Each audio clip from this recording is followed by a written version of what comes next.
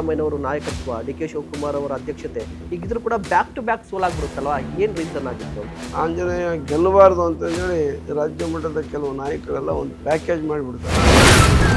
ಅದು ಅವಾಗ ಆಯ್ಕೆ ಮಾಡೋಂಥ ಸಂದರ್ಭದಲ್ಲಿ ಕರೆಕ್ಟಾದ ಕ್ಷೇತ್ರನ ಆಯ್ಕೆ ಮಾಡ್ಕೊಂಡಿದ್ರೆ ಆಗಿರೋದು. ಆವಾಗ ನನ್ನ ಜಿಲ್ಲೆ, ನನ್ನ ಜನ, ನನ್ನ ಕ್ಷೇತ್ರ ಇದು ಅಂದ್ಕೊಂಡು ನಾನು ಹೋದೆ. ಅವಾಗ ಅಲ್ಲಿ ಮಾಡ್ಕೊಂಡಿದ್ದೆ ತಪ್ಪಾಗ್ಬಿಟ್ಟು. ಸಿದ್ದರಾಮಯ್ಯನವರನ್ನ ಈ ಬಾರಿ ಕೆಳಗಿಳಿಸಿದ್ದು ಇದನ್ನ ನೀವು ನಿರೀಕ್ಷೆ ಮಾಡಿದ್ರ ಅಂತ ಹೇಳಿ, ಮುಂದೆ ಒಂದಿನ ಒಳ್ಳೆ ಲೀಡರ್ ಆಗ್ತಾನೆ ಅಂತ ಅನಿಸಿತ್ತು. ಆದರೆ ಈ ಮಟ್ಟಕ್ಕೆ ಬರ್ತಾನೆ ಅಂತ ನಾನು ಅನಿಸಿರೋದು. ಸಿದ್ದರಾಮಯ್ಯನವ್ರ ಬಗ್ಗೆ ಯಾಕೆ ಅಷ್ಟೊಂದು ಪ್ರೀತಿ ನಿಮಗೆ ಅಂತ ಹೇಳಿ? ನಮಗೆ ರಾಮ ಅಂದರೆ ಸಿದ್ದರಾಮಯ್ಯನೇ. ಈಗ ನೀವು ದಲಿತ ಲೆಫ್ಟಲ್ಲಿ ದೊಡ್ಡ ನಾಯಕರಾಗಿದ್ರಿ, MLC ಮಾಡುವಂಥ ಅವಕಾಶ ಕಾಂಗ್ರೆಸ್ನಲ್ಲಿ ಇದ್ರೂ ಕೂಡ ನಿಮಗೆ MLC ಮಾಡುವಂಥ ಅವಕಾಶ ಸಿಗಲಿಲ್ಲ, MLC ಆಗಲಿಲ್ಲ. ನೀವು ಓಯ್ ಅಮ್ಮಯ್ಯ ಅಂತ ತಟ್ಟಿ ಹಿಡ್ಕೊಂಡು ಬೇಡಬೇಕಾಗಿತ್ತು. ಈಗ MLC ಹೆಂಗೆ ಕೇಳೋದು? ನಮ್ಮ ಜನ ಏನು ಪಾಪ ಅವ್ರ ಅಭಿಮಾನದಿಂದ ಎಲ್ಲ ಕಡೆಗೆ ಹೇಳ್ತಾರೆ ಸುಮ್ಮನೆ. 2023ರಲ್ಲಿ ಸಿದ್ದರಾಮಯ್ಯ ಅವ್ರನ್ನ ನೋಡಿ ರಾಜ್ಯದ ಮತದಾರರು ಕಾಂಗ್ರೆಸ್ ಅನ್ನ ಗೆಲ್ಲಿಸಿದ್ರು. 2028ರಲ್ಲಿ ಯಾರನ್ನ ನೋಡಿ ಕಾಂಗ್ರೆಸ್ಗೆ ಮತ ಹಾಕಬೇಕು ರಾಜ್ಯದ ಜನ ಅಂತ ಬಂದಾಗ ಏನು ಹೇಳ್ತೀರಿ? ಸಿದ್ದರಾಮಯ್ಯನವರು ಕೂಡ ಪ್ರಮುಖವಾಗಿರ್ತಾರೆ. ಸ್ಟೇಜ್ ಮೇಲೆ ಡಿ ಕೆ ಶಿವಕುಮಾರ್ ಅವರು ನಿಮ್ಮನ್ನ ಪದೇ ಪದೇ ಅವಾಯ್ಡ್ ಮಾಡ್ತಾ ಇರ್ತಾರಂತೆ. ಬೇಡ ಬೇಡ ಬೇಡ ಆರು ಹಾಕೋದು ಬೇಡ ಅಂತ ಹೋಗ್ಲಿ ಬಿಡ ಅತ್ಲಾಗ ಮುಖ್ಯಮಂತ್ರಿ ಹಂಗೆ ಹೇಳ್ತಾರೆ, ಆದ್ಮೇಲೆ ಇರಲಿ ಅಂದ್ವಿ. ಆಮೇಲೆ ಆ ಮನುಷ್ಯ ಅಲ್ಲಿ ಹೋಗಿ ಆದ್ಮೇಲೆ ಮುಖ್ಯಮಂತ್ರಿ ಆಂಜನೇಯ ಅಂತಂತಾರೆ. ಆಂಜನೇಯ ಅಂತ ಆಮೇಲೆ ಪ್ಲೀಸ್ ಆಂಜನೇಯವರೇ ಶಿಸ್ತು ಕಾಪಾಡಿ ಅಂತ ಹೇಳ್ತಾರೆ. ಈಗ ನಾವು ಹುಟ್ಟಿರೋದೇ ರಾಜಕೀಯ ಮಾಡೋಕ್ಕೆ, ನನ್ನ ಅವಾರ್ಡ್ ಮಾಡೋದು ಅದೆಲ್ಲ ಯಾರ ಕೈಯಿಂದಲೂ ಆಗಲ್ಲ ನಮ್ಮನ್ನು ತಡೆಯೋಕ್ಕೆ. ನಮಸ್ಕಾರ, ನೀವು ನೋಡ್ತಾ ಇದ್ದೀರಾ ಸುಮನ್ TV ಕನ್ನಡ. ನಾನು ಮಹೇಶ್ ಎಂ ದಂಡು. ವೀಕ್ಷಕರೇ, ಇವತ್ತು ನಮ್ಮ ಜೊತೆ ಕಾಂಗ್ರೆಸ್ನ ಕಟ್ಟಾಳು ಮಾಜಿ ಸಚಿವರಾಗಿರುವಂಥ H ಆಂಜನೇಯ ಅವರು ನಮ್ಮ ಜೊತೆಲಿದ್ದಾರೆ. ಬನ್ನಿ ಅವರನ್ನ ಮಾತನಾಡ್ತಾನೆ. ಸರ್ ನಮಸ್ತೆ, ಕಾರ್ಯಕ್ರಮಕ್ಕೆ ಸ್ವಾಗತ. ನಮಸ್ಕಾರ ಸರ್, ಸಾಕಷ್ಟು ಬೆಳವಣಿಗೆ ಆಗ್ತಾ ಇದೆ ರಾಜ್ಯ ರಾಜಕಾರಣದಲ್ಲಿ, ಅದೆಲ್ಲದರ ಬಗ್ಗೆ ಕೂಡ ಮಾತನಾಡೋಣ. ಬಟ್ ಅದಕ್ಕೂ ಮೊದಲು ನಿಮ್ಮ ಬಾಲ್ಯ ಹೇಗಿತ್ತು, ಬಾಲ್ಯದಿಂದ ರಾಜಕಾರಣದವರೆಗೆ ಸಚಿವರಾಗೋರ ತನಕ ಹೇಗಿತ್ತು, ಸಂಕ್ಷಿಪ್ತವಾಗಿ ವಿವರಿಸ್ಬೋದಾ ಅಂತ? ಬಾಲ್ಯ ಹೇಗಿತ್ತು ಅಂತ ಹೇಳಿದರೆ, ನಾವೆಲ್ಲ ಭಾಳ ಅತ್ಯಂತ ಹಿಂದುಳಿದ ಪ್ರದೇಶವಾಗಿದ್ದಂಥ ಒಂದು ಏಕೆ ಕಾಲೋನಿ, ಮಾದಿಗರ ಹಟ್ಟಿ ಅಂತ ಕರೆಯಲ್ಪಡ್ತಕ್ಕಂತಹ ಒಂದು ಪ್ರದೇಶ ದಾವಣಗೆರೆಯಲ್ಲಿ. ಆ ಒಂದು ಪ್ರದೇಶದಲ್ಲಿ ಹುಟ್ಟಿದವರು ನಾವು. ಓಕೆ. ನಮ್ಮ ಪ್ರದೇಶದಲ್ಲಿ ಬಹಳ ಜನ ಸ್ವತಂತ್ರ ಹೋರಾಟಗಾರರಿದ್ದಾರೆ. ಸ್ವತಂತ್ರ ಚಳವಳಿಯಲ್ಲಿ ಆ ಊರಿನ ಮುಖಂಡರೆಲ್ಲರೂ ಇಲ್ಲಿ ಬಂದು ಹರಿಜನರ ಕಾಲೋನಿಗೆ ಬಂದು ಅವ್ರನ್ನ ಜಾಗೃತಿ ಮೂಡಿಸ್ತಕ್ಕಂಥ ಮತ್ತು ಶಿಕ್ಷಣದಡಿಗೆ ಬರುವಂತೆ ಅವ್ರ ಮನವೊಲಿಸುವಂಥ ಕೆಲಸನ ಅಂದು ಸ್ವತಂತ್ರ ಹೋರಾಟಗಾರರು ಎಲ್ಲ ಮಾಡ್ತಾಯಿದ್ರು. ಅದ್ರ ಜೊತೆಯಲ್ಲಿ ಸ್ವತಂತ್ರ ಚಳವಳಿಯಲ್ಲೂ ಕೂಡ ನಮ್ಮ ಸಮುದಾಯದವ್ರನ್ನೆಲ್ಲರೂ ಕೂಡ ಕರ್ಕೊಂಡು ಹೋಗ್ತಾಯಿದ್ರು. ಅಂಥ ಒಂದು ಸಮುದಾಯ. ನಮ್ಮ ತಂದೆಯವರು ಕೂಡ ಒಬ್ಬ ಸ್ವತಂತ್ರ ಯೋಧ, ಸ್ವತಂತ್ರ ಹೋರಾಟಗಾರ. ಅಂಥವರ ಮಗನಾಗಿ ನಾನು ಹುಟ್ಟಿದವನು. ಭಾಳ ಶ್ರೀಮಂತರೇನಲ್ಲ, ಬಡತನ ಅನ್ನೋದು 70 ವರ್ಷದ ಹಿಂದೆ ಅಂದರೆ ಬಡತನ ಇದ್ದೇ ಇರುತ್ತೆ. ಎಲ್ಲರಿಗೂ ಭಾಳ ಜನ ಬಡವರೇ ಅವಾಗ. ಎಲ್ಲರೂ ಭಾಳ ಜನ ಬಡವರು. ಅಂದರೆ 2 ಹೊತ್ತಿನ ಊಟಕ್ಕೆ ನಾವು ಕರೆಕ್ಟಾಗಿದ್ವಿ. ನಮ್ಮ ತಂದೆಯವರು ಸಣ್ಣ ಪುಟ್ಟ ವ್ಯಾಪಾರ ಮಾಡ್ತಾಯಿದ್ರು. ಒಂದು ಕಿರಾಣಿ ಅಂಗಡಿ ಇತ್ತು, ಕಟ್ಗೆ ಡಿಪೋ ಅಂತಂದೇಳಿ ಅವಾಗ ಕಟ್ಗೆ ಡಿಪೋ ಇತ್ತು. ಇಂಥ ವ್ಯಾಪಾರ ಎಲ್ಲ ಮಾಡ್ತಾಯಿದ್ರು. ನಾನು 5ನೇ ತರಗತಿವರೆಗೂ ಓದ್ತಿರೋ ಸಂದರ್ಭದಲ್ಲಿ ನಮ್ಮ ತಂದೆಯವರು ತೀರ್ಕೊಂಬಿಟ್ರು. 9 ಜನ ಮಕ್ಕಳು ನಾವು. ನಮ್ಮನು ಅಣ್ಣ ಒಬ್ಬನು, ಅವನು ಹೆವಿ ಡ್ರಿಂಕರ್, ಕುಡ್ಕ ಅಂತ ಇದೂ ಇರಲಿಲ್ಲ. ಅವನು ಸ್ಥೀಮಿತ ಮನಸ್ಸು ಕೂಡ ಇರಲಿಲ್ಲ ಏನಿಲ್ಲ. ಆತ ಮುನ್ಸಿಪಾಲ್ಟಿಯಲ್ಲಿ ಕೆಲಸ ಮಾಡ್ತಾಯಿದ್ದ. ಆಮೇಲೆ ನಮ್ಮ ಅಕ್ಕಂದಿರು ಯಾರ್ದು ಕೂಡ ಮದುವೆ ಆಗಿರಲಿಲ್ಲ, ಏನಿಲ್ಲ. ಒಬ್ಬ ಅಕ್ಕಂದು, ದೊಡ್ಡ ಅಕ್ಕಂದು ನಮ್ಮ ತಂದೆ ಇದ್ದಾಗಲೇ ಮದುವೆ ಮಾಡಿದರು. ಓಕೆ. ಈಗೇನು ಬಸವಂತಪ್ಪ ಅಂತ MLA ಇದ್ದಾನಲ್ಲ, ಅವರು ನಮ್ಮ ದೊಡ್ಡ ಅಕ್ಕನ ಮಗ. ಅವನು ಅವ್ರದ್ದು ಮದುವೆ ಮಾಡಿದರು ನಮ್ಮಪ್ಪ. ನಮ್ಮ ಅಕ್ಕನ ಮಾತ್ರ ಮದುವೆ ಮಾಡಿದ್ರು. ಉಳಿದವರು ಎಲ್ಲರೂ ಕೂಡ 9 ಜನ ಮಕ್ಕಳು ನಾವು. ಅದರಲ್ಲಿ 4 ಜನ ಗಂಡು ಮಕ್ಕಳು, 5 ಜನ ಹೆಣ್ಮಕ್ಳು. ನಾನು 5ನೇ ಕ್ಲಾಸ್ ಇರುವಾಗಲೇ ನಮ್ಮ ತಂದೆಯವರು ತೀರ್ಕೊಂಡಿದ್ರಿಂದ ನಮ್ಮ ತಾಯಿ ಭಾಳ ಕಷ್ಟಪಟ್ಟು ನಮ್ಮನ್ನೆಲ್ಲ ಸಾಕಿದರು. ನಮ್ಮ ತಾಯಿಯ ಕಡೆಗೆ ಅವ್ರ ತವ್ರ ಮನೆ, ನಮ್ಮ ತಾಯಿಯ ತಂದೆ ಕಡೆಗೆ ಅವರು ಭಾಳ ಸ್ವಲ್ಪ ಶ್ರೀಮಂತರಿದ್ದರು. ಹರಿಹರದಲ್ಲಿ ಕಿರ್ಲೋಸ್ಕರ್ ಕಾರ್ಖಾನೆಯಲ್ಲಿ ನಮ್ಮ ಮಾವ ಬಾಲಪ್ಪ ಅಂತ ಹೇಳಿ ಅವರು ಸೂಪರ್ವೈಸರ್ ಆಗಿದ್ರು ಅಲ್ಲಿ. ಅವರು ಒಂದು ಸ್ವಲ್ಪ ಅನುಕೂಲ ಆಗಿದ್ದರು. ಅವರೆಲ್ಲ ಮಕ್ಕಳನ್ನ ಓದಿಸ್ತೇವೆ ಕಳಿಸು ಅಂದರೆ ನಮ್ಮಮ್ಮ ಕಳಿಸ್ಲಿಲ್ಲ. ಇಲ್ಲ ನಾನೇ ಇಟ್ಕೊಂಡು ಇದು ಮಾಡ್ತೀನಿ ಅಂತಂದೇಳಿ ಕೂಲಿ ನಾಲಿ ಮಾಡಿ ನಮ್ಮನ್ನೆಲ್ಲ ಸಾಕಿದರು. ಸರಿ. ಆಮೇಲೆ ನಮಗೂ ಏನಾಗ್ಬಿಡ್ತು ಅಲ್ಲಿ ವ್ಯವಸ್ಥೆ, ಈ ಅಸ್ಪೃಶ್ಯತೆ, ಆಮೇಲೆ ಎಲ್ಲರೂ ನಮ್ಮಲ್ಲಿ ನಿಮ್ಮ ಅನುಭವಕ್ಕೆ ಬಂದಿದ್ಯಾ ಸಣ್ಣ ವಯಸ್ಸಲ್ಲಿ ಅಸ್ಪೃಶ್ಯತೆ? ಬಂದಿದೆ ಬೇಕಾದಷ್ಟು ಸರಿ. ಅಸ್ಪೃಶ್ಯತೆ, ಬಡತನ ಮತ್ತು ಅಲ್ಲಿ ನಮ್ಮಲ್ಲಿ ನಾವು ವಾಸ ಮಾಡ್ತಿದ್ದಂಥ ಪ್ರದೇಶದಲ್ಲಿ ಎಲ್ಲರೂ ಕೂಡ ಪೌರ ಕಾರ್ಮಿಕರು, ಸಫಾಯಿ ಕರ್ಮಚಾರಿಗಳು. ಅವ್ರದ್ದು ಭಾಳ ಶೋಷಣೆ ಮಾಡ್ತಾಯಿದ್ರು ನಗರಸಭೆಯಲ್ಲಿ. ಓಕೆ. ನಾನು 5ನೇ ಕ್ಲಾಸು 7ನೇ ಕ್ಲಾಸ್ ತನಕ ಓದಿದೆ. ಆಮೇಲೆ ಏನೇನೋ ಆಗಿ ಮತ್ತು ಹೈಸ್ಕೂಲು, ನಂತರ ಈವ್ನಿಂಗ್ ಕಾಲೇಜ್ನಲ್ಲಿ ಹೋದೆ. ಅದ್ರ ಮಧ್ಯದಲ್ಲಿ ನಾನು ಕೂಡ ಭಾಳ ಕಷ್ಟಪಟ್ಟು ಅಲ್ಲಿ ಇಲ್ಲಿ ಕೆಲಸನೂ ಕೂಡ ಮಾಡಿದೆ. ಭಾಳ ಕಷ್ಟಪಟ್ಟು ಮೇಲೆ ಬಂದ್ವಿ ನಾವು. ಆ ಈವ್ನಿಂಗ್ ಕಾಲೇಜ್ ಸೇರಿದೆ. ಅವಾಗಲೇ ಲೀಡ್ರ್ ಆಗಿಬಿಟ್ಟೆ ನಾನು. ಜನ ನನ್ನನ್ನು ಆ ಕಾಲೇಜ್ ಹತ್ರನೇ ಬರೋಕತ್ಬಿಟ್ರು. ಓಕೆ. ಏನಾರು ಸಮಸ್ಯೆಗಳು ಅವು ಇದ್ದರೆ ಮುಂದೆ ಓದೋಕ್ಕಾಗಲಿಲ್ಲ. ಏನಲ್ಲ, ಈ ಜನರ ಜೊತೆಗೆ ಸಂಪೂರ್ಣವಾಗಿ ತೊಡಸ್ಕೊಂಡ್ಬಿಟ್ಟೆ ನಾನು. ಈ ಪೌರ ಕಾರ್ಮಿಕರನ್ನ ಸಂಘಟನೆ ಮಾಡಿದೆ. ಪೌರ ಕಾರ್ಮಿಕರ ಮೇಲೆ ಆಗ್ತಕ್ಕಂಥ ಶೋಷಣೆ ತಪ್ಪಿಸ್ಲಿಕ್ಕಾಗಿ ಅಧಿಕಾರಿಗಳ ವಿರುದ್ಧ ಹೋರಾಟ ಮಾಡಿ ಅವರಿಗೆ ನ್ಯಾಯಯುತವಾದಂಥ ಸೌಲಭ್ಯಗಳನ್ನು ಕೊಡಿಸುವಲ್ಲಿ ಯಶಸ್ವಿಯಾದೆ. ಅದ್ರ ಜೊತೆ ಒಂದು ರಾಜ್ಯ ಮಟ್ಟದಲ್ಲಿ IPD ಸಾಲಪ್ಪ ಅಂತೇಳಿ ಭಾಳ ದೊಡ್ಡ ನಾಯಕರಿದ್ದರು. ಅವರು ಜನರಲ್ ಕಾನ್ಸ್ಟಿಟ್ಯೂನ್ಸಿಯಿಂದಲೇ ಬೆಂಗಳೂರಿನಲ್ಲಿ ಗೆದ್ದಿದ್ರು.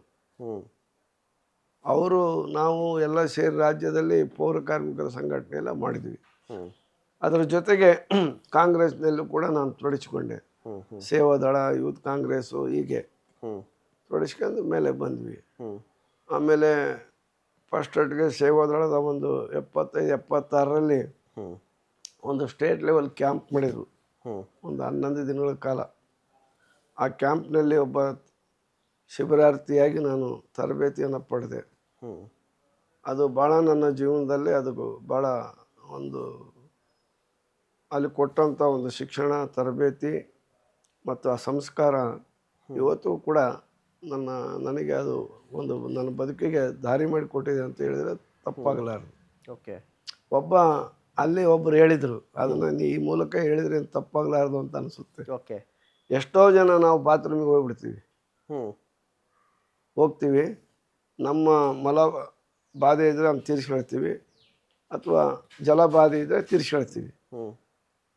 ಅವ್ರು ಹೇಳಿದ್ರು ನೀನು ಬಾತ್ರೂಮಿಗೆ ಹೋದ್ರೆ ಏನು ಮಾಡಬೇಕು ಅಂತ ಹೇಳಿದರೆ, ನಿನ್ನ ಮಲ ಬಾಧೆಯನ್ನು ತೀರಿಸ್ಕೊಳ್ಳೋಕ್ಕಿಂತ ಮುಂಚೆ ಅಲ್ಲಿ ನೀರಿದೆಯಲ್ಲ ಅನ್ನೋದು ನೋಡ್ಬೇಕು. ನೀವು ನಿಜ, ಬಾತ್ರೂಮಿನಲ್ಲಿ ನೀರಿದೆಯನ್ನ ನೋಡಬೇಕು. ಹೌದು. ಆ ನೀರನ್ನ ಒಂದು ಬಕೆಟ್ ಇರುತ್ತೆ ಚಿಕ್ಕದು, ಆ ಬಕೆಟ್ನಲ್ಲಿ ನೀನು ಮಾಡೋ ಇದಕ್ಕೆಲ್ಲ ನೀರು ಹಾಕಿ ಹಸಿ ಮಾಡ್ಕೋಬೇಕು. ಆಮೇಲೆ ನಿನ್ನ ಬಾಧೆಯನ್ನು ತೀರಿಸ್ಕೋಬೇಕು.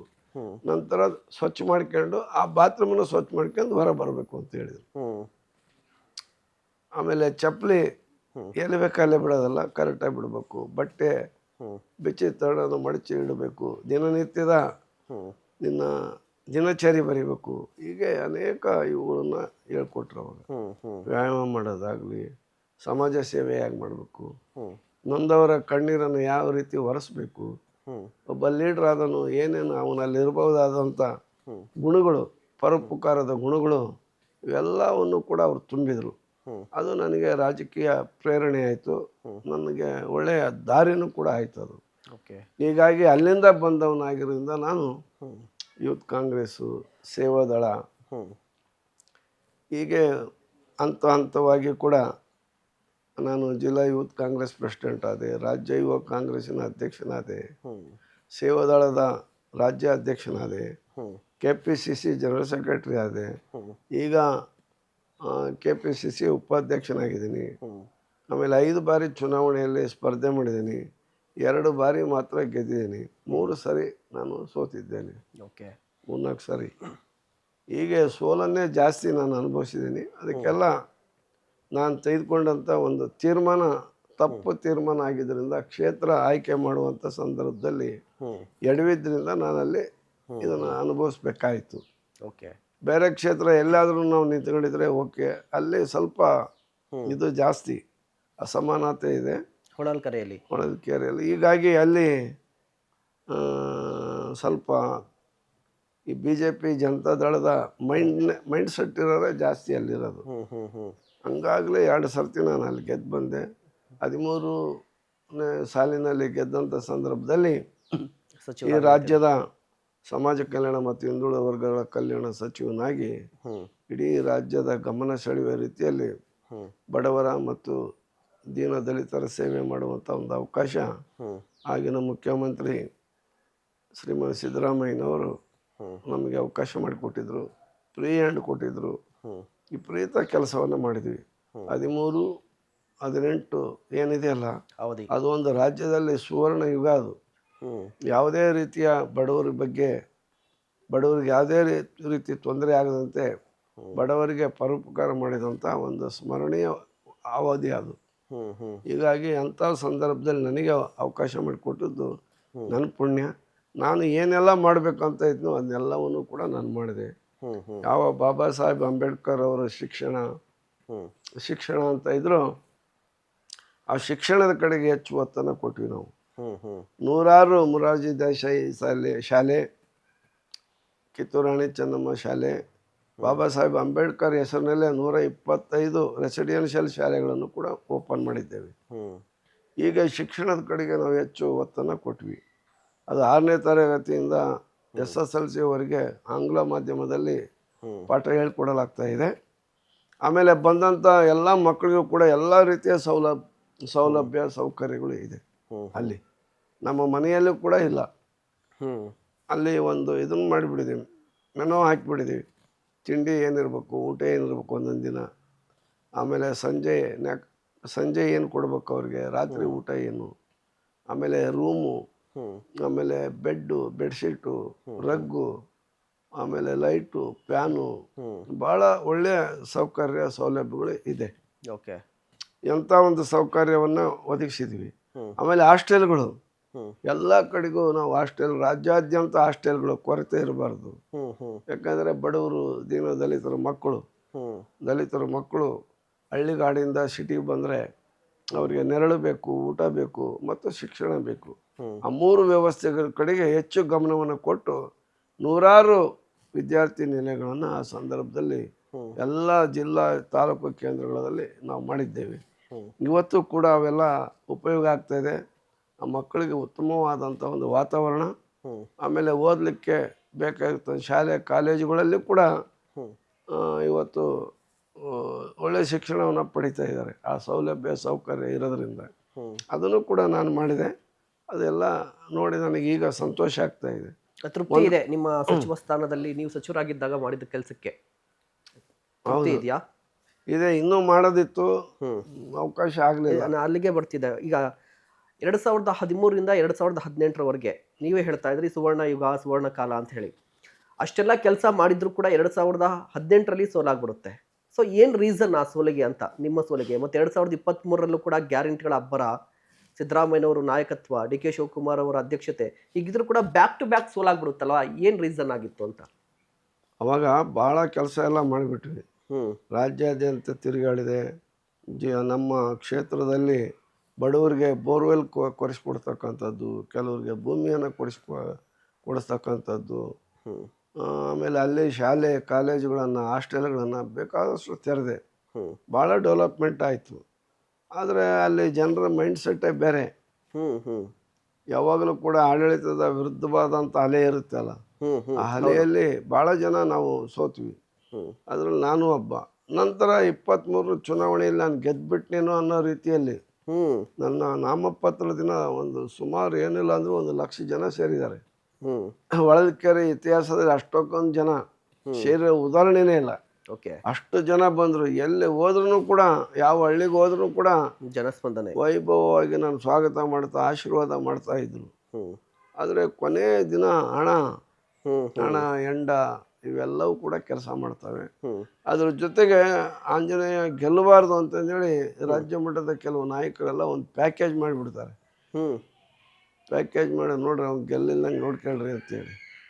ಹ್ಮ್ ಅಲ್ಲಿ ನಮ್ಮಲ್ಲೇ ಇರ್ತಕ್ಕಂಥ ಕೆಲವು ಕದೀಮರು ಕಾಂಗ್ರೆಸ್ನಲ್ಲಿ ಇರ್ತಕ್ಕಂಥ ಮುಖಂಡರುಗಳಿಗೆ ಹ್ಮ್ ಹೇಳಿ ಅವ್ರಿಗೆ ಆ ನನ್ನ ವಿರುದ್ಧ ಸ್ಪರ್ಧೆ ಮಾಡಿದಂಥ ಹ್ಮ್ BJP ಅಭ್ಯರ್ಥಿಯಿಂದ ಅವರು ಹಣ ಪಡ್ಕೊಂಡು ಹ್ಮ್ ಅವರ ಎಂಜಲು ಕಾಸಿಗೆ ಬಲಿಯಾಗಿ ಹ್ಮ್ ಕಾಂಗ್ರೆಸ್ ಪಾರ್ಟಿಯನ್ನು ನನ್ನ ಸೋಲಿಗೆ ಕಾರಣ ಆಗ್ತಾರೆ. ಹ್ಮ್ ಹ್ಮ್ ನಾವು ಏನು ಗೆದ್ದುಬಿಟ್ವೇನೋ ಅನ್ನೋ ರೀತಿಯಲ್ಲಿ ಬಿಟ್ಬಿಟ್ವಿ. ಹ್ಮ್ ಅವರು BJP ಅವರೆಲ್ಲ ಕಾಂಗ್ರೆಸ್ ಲೀಡರ್ಗಳನ್ನ ಇವ್ರನ್ನ ಇದು ಮಾಡಿದರು. ಹ್ಮ್ ಅದೇ ಸಂದರ್ಭದಲ್ಲಿ ಕೆಲವು BJP ಲೀಡರ್ಗಳು ನನ್ನನ್ನು ಹ್ಮ್ ಮೀಟ್ ಮಾಡೋಕ್ಕೆ ಹೇಳ್ರಿ ಅಂತ ಹೇಳಿದರು. ಹ್ಮ್ ನಾನು BJP ಅವ್ರ ಹತ್ರ ಯಾಕೆ ಹೋಗೋದು, ಅದೆಲ್ಲ ಹೋಗಬಾರ್ದು ಅಂತಂದು ಹೇಳಿದೆ. ಇನ್ನೊಂದು 2-3 ಕಡೆಗೆ ಹೋಗ್ಬೇಕಾಗಿತ್ತು. ಹ್ಮ್ ಅಂದ್ರೆ ನಿಮ್ಮನ್ನ ನೀವು ಸೋತಿದ್ರಿ ಅನ್ನೋದಕ್ಕಿಂತ ಸೋಲಿಸಿದ್ರು. ಹೌದೌದು. ಮತ್ತೆ ಕೇವಲ ಬರೀ 5,000 ಚಿಲ್ಲರೆ ಟೋಟಲ್. ಹೌದು. ನನಗೆ ಒಂದು 3,000 ಓಟ್ ಬಂದಿದ್ರೆ ಆಗಿಬಿಡೋದು. ಯಾವುದು ಆಗಲಿಲ್ಲ. ಓಕೆ. ಈಗ ನೀವು ಸಣ್ಣ ವಯಸ್ಸಲ್ಲಿ ಇದ್ದಂಥ ಆ ಸಂದರ್ಭದಲ್ಲಿ ನಿಮ್ಮ ಮೇಲೆ ಹೆಚ್ಚು ಪ್ರಭಾವ ಬೀರಿದಂಥ ಘಟನೆ ಅಥವಾ ನಾಯಕ ಯಾರು ಅಂತ? ಅಂದರೆ ನೀವು ಕುಟುಂಬದಲ್ಲಿ ಹುಟ್ಟಿದ ಕುಟುಂಬ ಹೇಗಿತ್ತು ಅಂದರೆ ತುಂಬ ಚಿತ್ರವಂತರು ಏನೂ ಆಗಿರಲಿಲ್ಲ. ಅದಾದ ನಂತರ ರಾಜಕೀಯ ಅಂತ ಬಂದಾಗ ಯಾರಾದರೂ ಒಬ್ಬರು ಪ್ರಭಾವಿತ ಆಗಿರಬೇಕಲ್ವಾ? ಸೊ ನಾಯಕತ್ವ ಗುಣ ಹೇಗೆ ಬಂತು ಅಂತ? ಆಗ 77ರಲ್ಲಿ ನಾಗಮ್ಮ ಕೇಶವಮೂರ್ತಿ ಅಂತೇಳಿ MLA ಅವರಿದ್ದರು.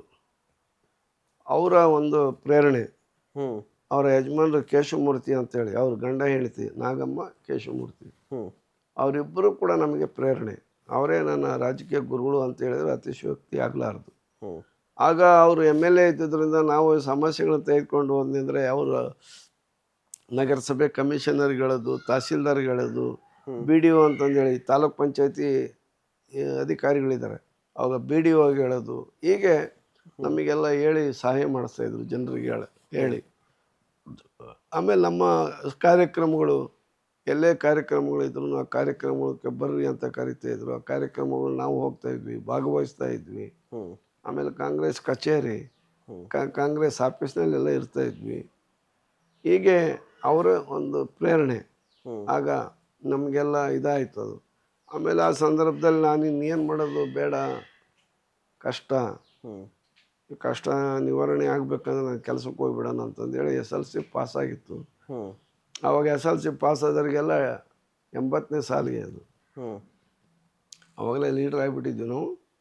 80ನೇ ಸಾಲಿನಲ್ಲಿ ಈ ಶಿಕ್ಷಕರ ಹುದ್ದೆಗೆ ಒಂದು 5-6 ಜನ ನಾವು ದಾವಣಗೆರೆಯಿಂದ ಬಂದು ಚಿತ್ರದುರ್ಗಕ್ಕೆ ಅರ್ಜಿ ಹಾಕಿದ್ವಿ.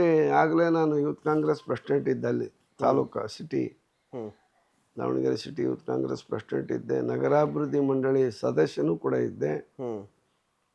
ಆಮೇಲೆ ಪೌರ ಕಾರ್ಮಿಕ ಸಂಘದ ಅಧ್ಯಕ್ಷ, ಅಲ್ಲಿ ಪೌರ ಕಾರ್ಮಿಕ ಸಂಘದ ಅಧ್ಯಕ್ಷ ಅಂತ ಇದ್ದೆ.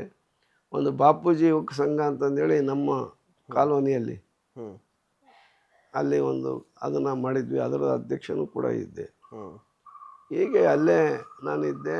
ಆಮೇಲೆ ಸ್ವಲ್ಪ ಈ ಬಡತನ ಹೆಂಗಪ್ಪ ಇದನ್ನು ಮಾಡೋದು, ಆಮೇಲೆ ನಮ್ಮ ಸಮುದಾಯದವ್ರನ್ನ ಶೋಷಣೆ ಮಾಡಿ ಬದುಕಬಾರ್ದು ಅನ್ನೋದು ನನಗೊಂದು ಇದು ಭಾಳ ಸ್ವಾಭಿಮಾನಿ. ನಾನು ಸ್ವಲ್ಪ ಹಠವಾದಿ ಕೂಡ ಹೌದು.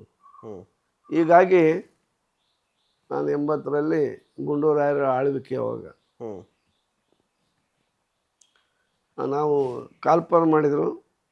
SLC ಪಾಸಾದವ್ರಿಗೆಲ್ಲ ಶಿಕ್ಷಕರಿಗೆ ಮಾಡ್ತೀವಿ ಅಂತೇಳಿ. ಅವಾಗೆಲ್ಲ ಶಿಕ್ಷಕರ ತರಬೇತಿ ಬೇಕಾಗಿರಲಿಲ್ಲ. ಆಮೇಲೆ ಅವರು ತರಬೇತಿ ಕೊಡ್ಸೋರು, ನೇಮಕ ಮಾಡ್ಕೊಂಡಾದ್ಮೇಲೆ. ಸರಿ ಹೋಗೋಣ ಅಂತಂದು ಎಲ್ಲರೂ ನಾವು ಅರ್ಜಿ ಹಾಕಿದ್ವಿ. ಅರ್ಜಿ ಎಲ್ಲ ಹಾಕಿ ಆದಮೇಲೆ ಒಂದು ತಿಂಗಳಾದಮೇಲೆ DLRC ಅಂತಂದೇಳಿ ಮಾಡಿದ್ರು, ಡಿಸ್ಟ್ರಿಕ್ಟ್ ಲೆವೆಲ್ ರೆಕ್ರೂಟ್ಮೆಂಟ್ ಕಮಿಟಿ ಅಂತೇಳಿ. ಟೀಚರ್ನ ಸೆಲೆಕ್ಟ್ ಮಾಡೋಕ್ಕೆ ಒಂದು ಕಮಿಟಿ ಮಾಡಿದರು. ಆ ಕಮಿಟಿಯಲ್ಲಿ ನನ್ನ ಹೆಸರು ಬಂದ್ಬಿಡ್ತು. ಆಂಜನೇಯನು ಕೂಡ ಜಿಲ್ಲಾ ಮಟ್ಟದ ಶಿಕ್ಷಕರ ನೇಮಕಾತಿಯ ಸದಸ್ಯ ಅಂತ ಪೇಪರ್ನೆಲ್ಲ ಬಂದ್ಬಿಡ್ತು. ನಾನು ಇಲ್ಲಿ ಅರ್ಜಿ ಹಾಕಿದ್ದೀನಿ, ಇಲ್ಲಿ ನೇಮಕ ನಾನೇ ಇದು ಅಂತ ಮೆಂಬರ್ ಆಗಿಬಿಟ್ಟೆ. ನಂತರ ನಮ್ಮ ಜೊತೆಗಿರೋರೆಲ್ಲರೂ ಕೂಡ ನಮಗೆಲ್ಲ ಕೆಲಸ ಕಾಯಂ ಅಂತ ನನ್ನ ಮನೆ ಮುಂದೆ ಕ್ಯೂ ನಿಂತ್ಕೊಂಡ್ಬಿಟ್ಟಿದ್ದಾರೆ. ಪೇಪರ್ನೇ ಬಂದಿದೆ ಪ್ರಜಾವಾಣಿಯಲ್ಲಿ. ಬೆಳಗ್ಗೆ ನಾನು 8:30-9 ಗಂಟೆಗೆ ಎದ್ದೇಳ್ತಾ ಇದ್ದೆ. ಸ್ವಲ್ಪ ಲೇಟಾಗಿ ಮಲಗೋದು, ಬೆಳಗ್ಗೆ ಸ್ವಲ್ಪ ಲೇಟಾಗಿ ಎದ್ದೇಳ್ತಾ ಇದ್ವಿ. ನಮ್ಮ ಮನೆ ಮುಂದೆಲ್ಲ ಜನ ಕೂತ್ಕೊಂಡಿದ್ದಾರೆ. ನಮ್ಮ ತಾಯಿ ಎದ್ದಳಪ್ಪ ಜನ ಯಾರೋ ಭಾರಿ ಜನ ಬಂದ್ಯಾರೆ ಅಂದರು. ನಾನು ಹೋಯ್ತು ಹೊರಗೆ ಬಂದೆ ಅಂದರೆ ಬೇರೆ ಬೇರೆ ಜನ ಈ ಶಿಕ್ಷಕರು ಅವರು ಇವರೆಲ್ಲ ಸರ್ ನಮಸ್ಕಾರ ಅಂತ ಹಾರ ಹಿಡ್ಕೊಂಡು ಹಣ್ಣು ಹಿಡ್ಕೊಂಡು ಎಲ್ಲ ನಿಂತ್ಕೊಂಡ್ಬಿಟ್ಟಿದ್ದಾರೆ. ನಿಮ್ಮನ್ನು ಇದನ್ನು ಮೆಂಬರ್ ಮಾಡಿದ್ದಾರೆ ಪೇಪರ್ ನೋಡಿ ಬಂದೀವಿ ನಾವು ಅಂತಂದೇಳಿ. ನನ್ನ ಮಗಳಿಗೆ ಕೆಲಸ ಕೊಡ್ಬೇಕು, ನೀವು ನನ್ನ ಮಗನಿಗೆ ಕೆಲಸ ಕೊಡ್ಬೇಕು ಅಂತ ಕೇಳ್ತಾ ಇದ್ದಾರೆ. ಆಯಿತು ಆಯಿತು ಅಂತಂದೇಳಿ ನಾನು ಅವ್ರ ಹಾರ ಗೀರ ತುರಾಯಿ ಎಲ್ಲ ಸ್ವೀಕಾರ ಮಾಡಿದ್ವಿ. ನೀವೇ ಅರ್ಜಿ ಹಾಕಿದ್ರಿ ಒಂದು ಕಡೆ? ನಾನೇ ಒಂದು ಕಡೆಗೆ ಅರ್ಜಿ ಹಾಕ್ತೀನಿ. ಅದಾದಮೇಲೆ ನಾನೇ ಹೋಗಿ ಅರ್ಜಿನ ವಾಪಸ್ ತಗೊಂಬಂದೆ. ಓಕೆ. DDP ಇದ್ರು, ಅವರು ರಿಟೈರ್ಡ್ ಅಂಚಿನಲ್ಲಿದ್ದರು. ಅವರು ನಾನು ಒಂದು ಅರ್ಜಿ ಹಾಕಿದ್ದೀನಿ ತಗೊಂಬಿಡೋಣ ಅಂತಂದು ವಾಪಸ್ ತಗೊಂಬಂದೆ. ರಾಜ್ಯಾದ್ಯಂತ ಶಿಕ್ಷಕರ ನೇಮಕಾತಿ ಆಗ್ತಾ ಇತ್ತು. ಇಲ್ಲಿ ಅವ್ರು ರಿಟೈರ್ಡ್ ಆಗಿಬಿಟ್ಟ ಮನುಷ್ಯ. ಕ್ರೋಢೀಕರಿಸಿ ಇಂಟ್ರ್ಯೂ ಕರಿಬೇಕಾಯ್ತು, ಕರೆಯೋದು ಲೇಟ್ ಮಾಡಿಬಿಟ್ಟ.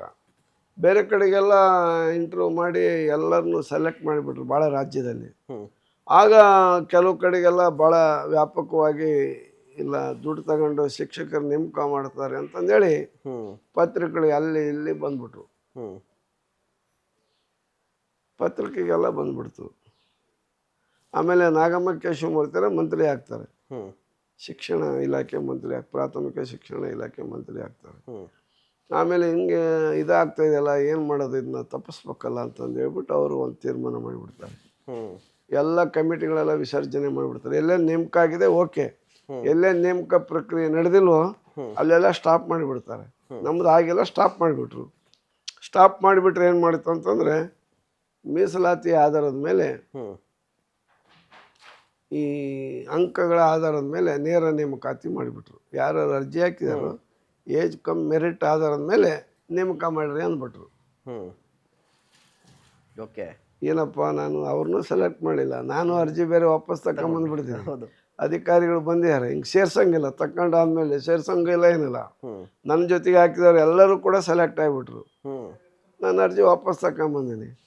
ಇನ್ನೇನು ಮಾಡೋದು ಅಂತಂದು ಹೇಳ್ಬಿಟ್ಟು ನಾಗಮ್ಮ ಕೇಶವಮೂರ್ತಿ ಅವ್ರಿಗೆ ಗೊತ್ತಾಯ್ತು ಅದು. ಹಿಂಗೆ ಹಾಕಿದ್ದೆ, ನಾನು ಹಿಂಗೆ ಮಾಡಿದೆ. ಇಲ್ಲ ನೀನು ಹೋಗ್ಬೇಡ, ಒಳ್ಳೆ ಲೀಡ್ರ್ ಆಗ್ತೀಯಾ, ನಿನಗೇನೋ ತೊಂದರೆ ಇದ್ರು ನನಗೆ ನಾನೆಲ್ಲ ಬಗೆಹರಿಸ್ತೀನಿ, ಹೋಗ್ಬೇಡ ನೀನು ಕೆಲಸಕ್ಕೆಲ್ಲ ಹೋಗ್ಕೋಬೇಡ ಅಂತ. ಟರ್ನಿಂಗ್ ಪಾಯಿಂಟ್ ಅದು ಕಂಪ್ಲೀಟ್ ಆಗಿ. ಅವತ್ತಿನ ಶಿಕ್ಷಕರಾಗಿದ್ರೆ ಸಚಿವರು ಹೋಗ್ಬಿಡ್ತಾ ಇದೆ, ಯಾವುದು ಆಗ್ತಿರಲಿಲ್ಲ.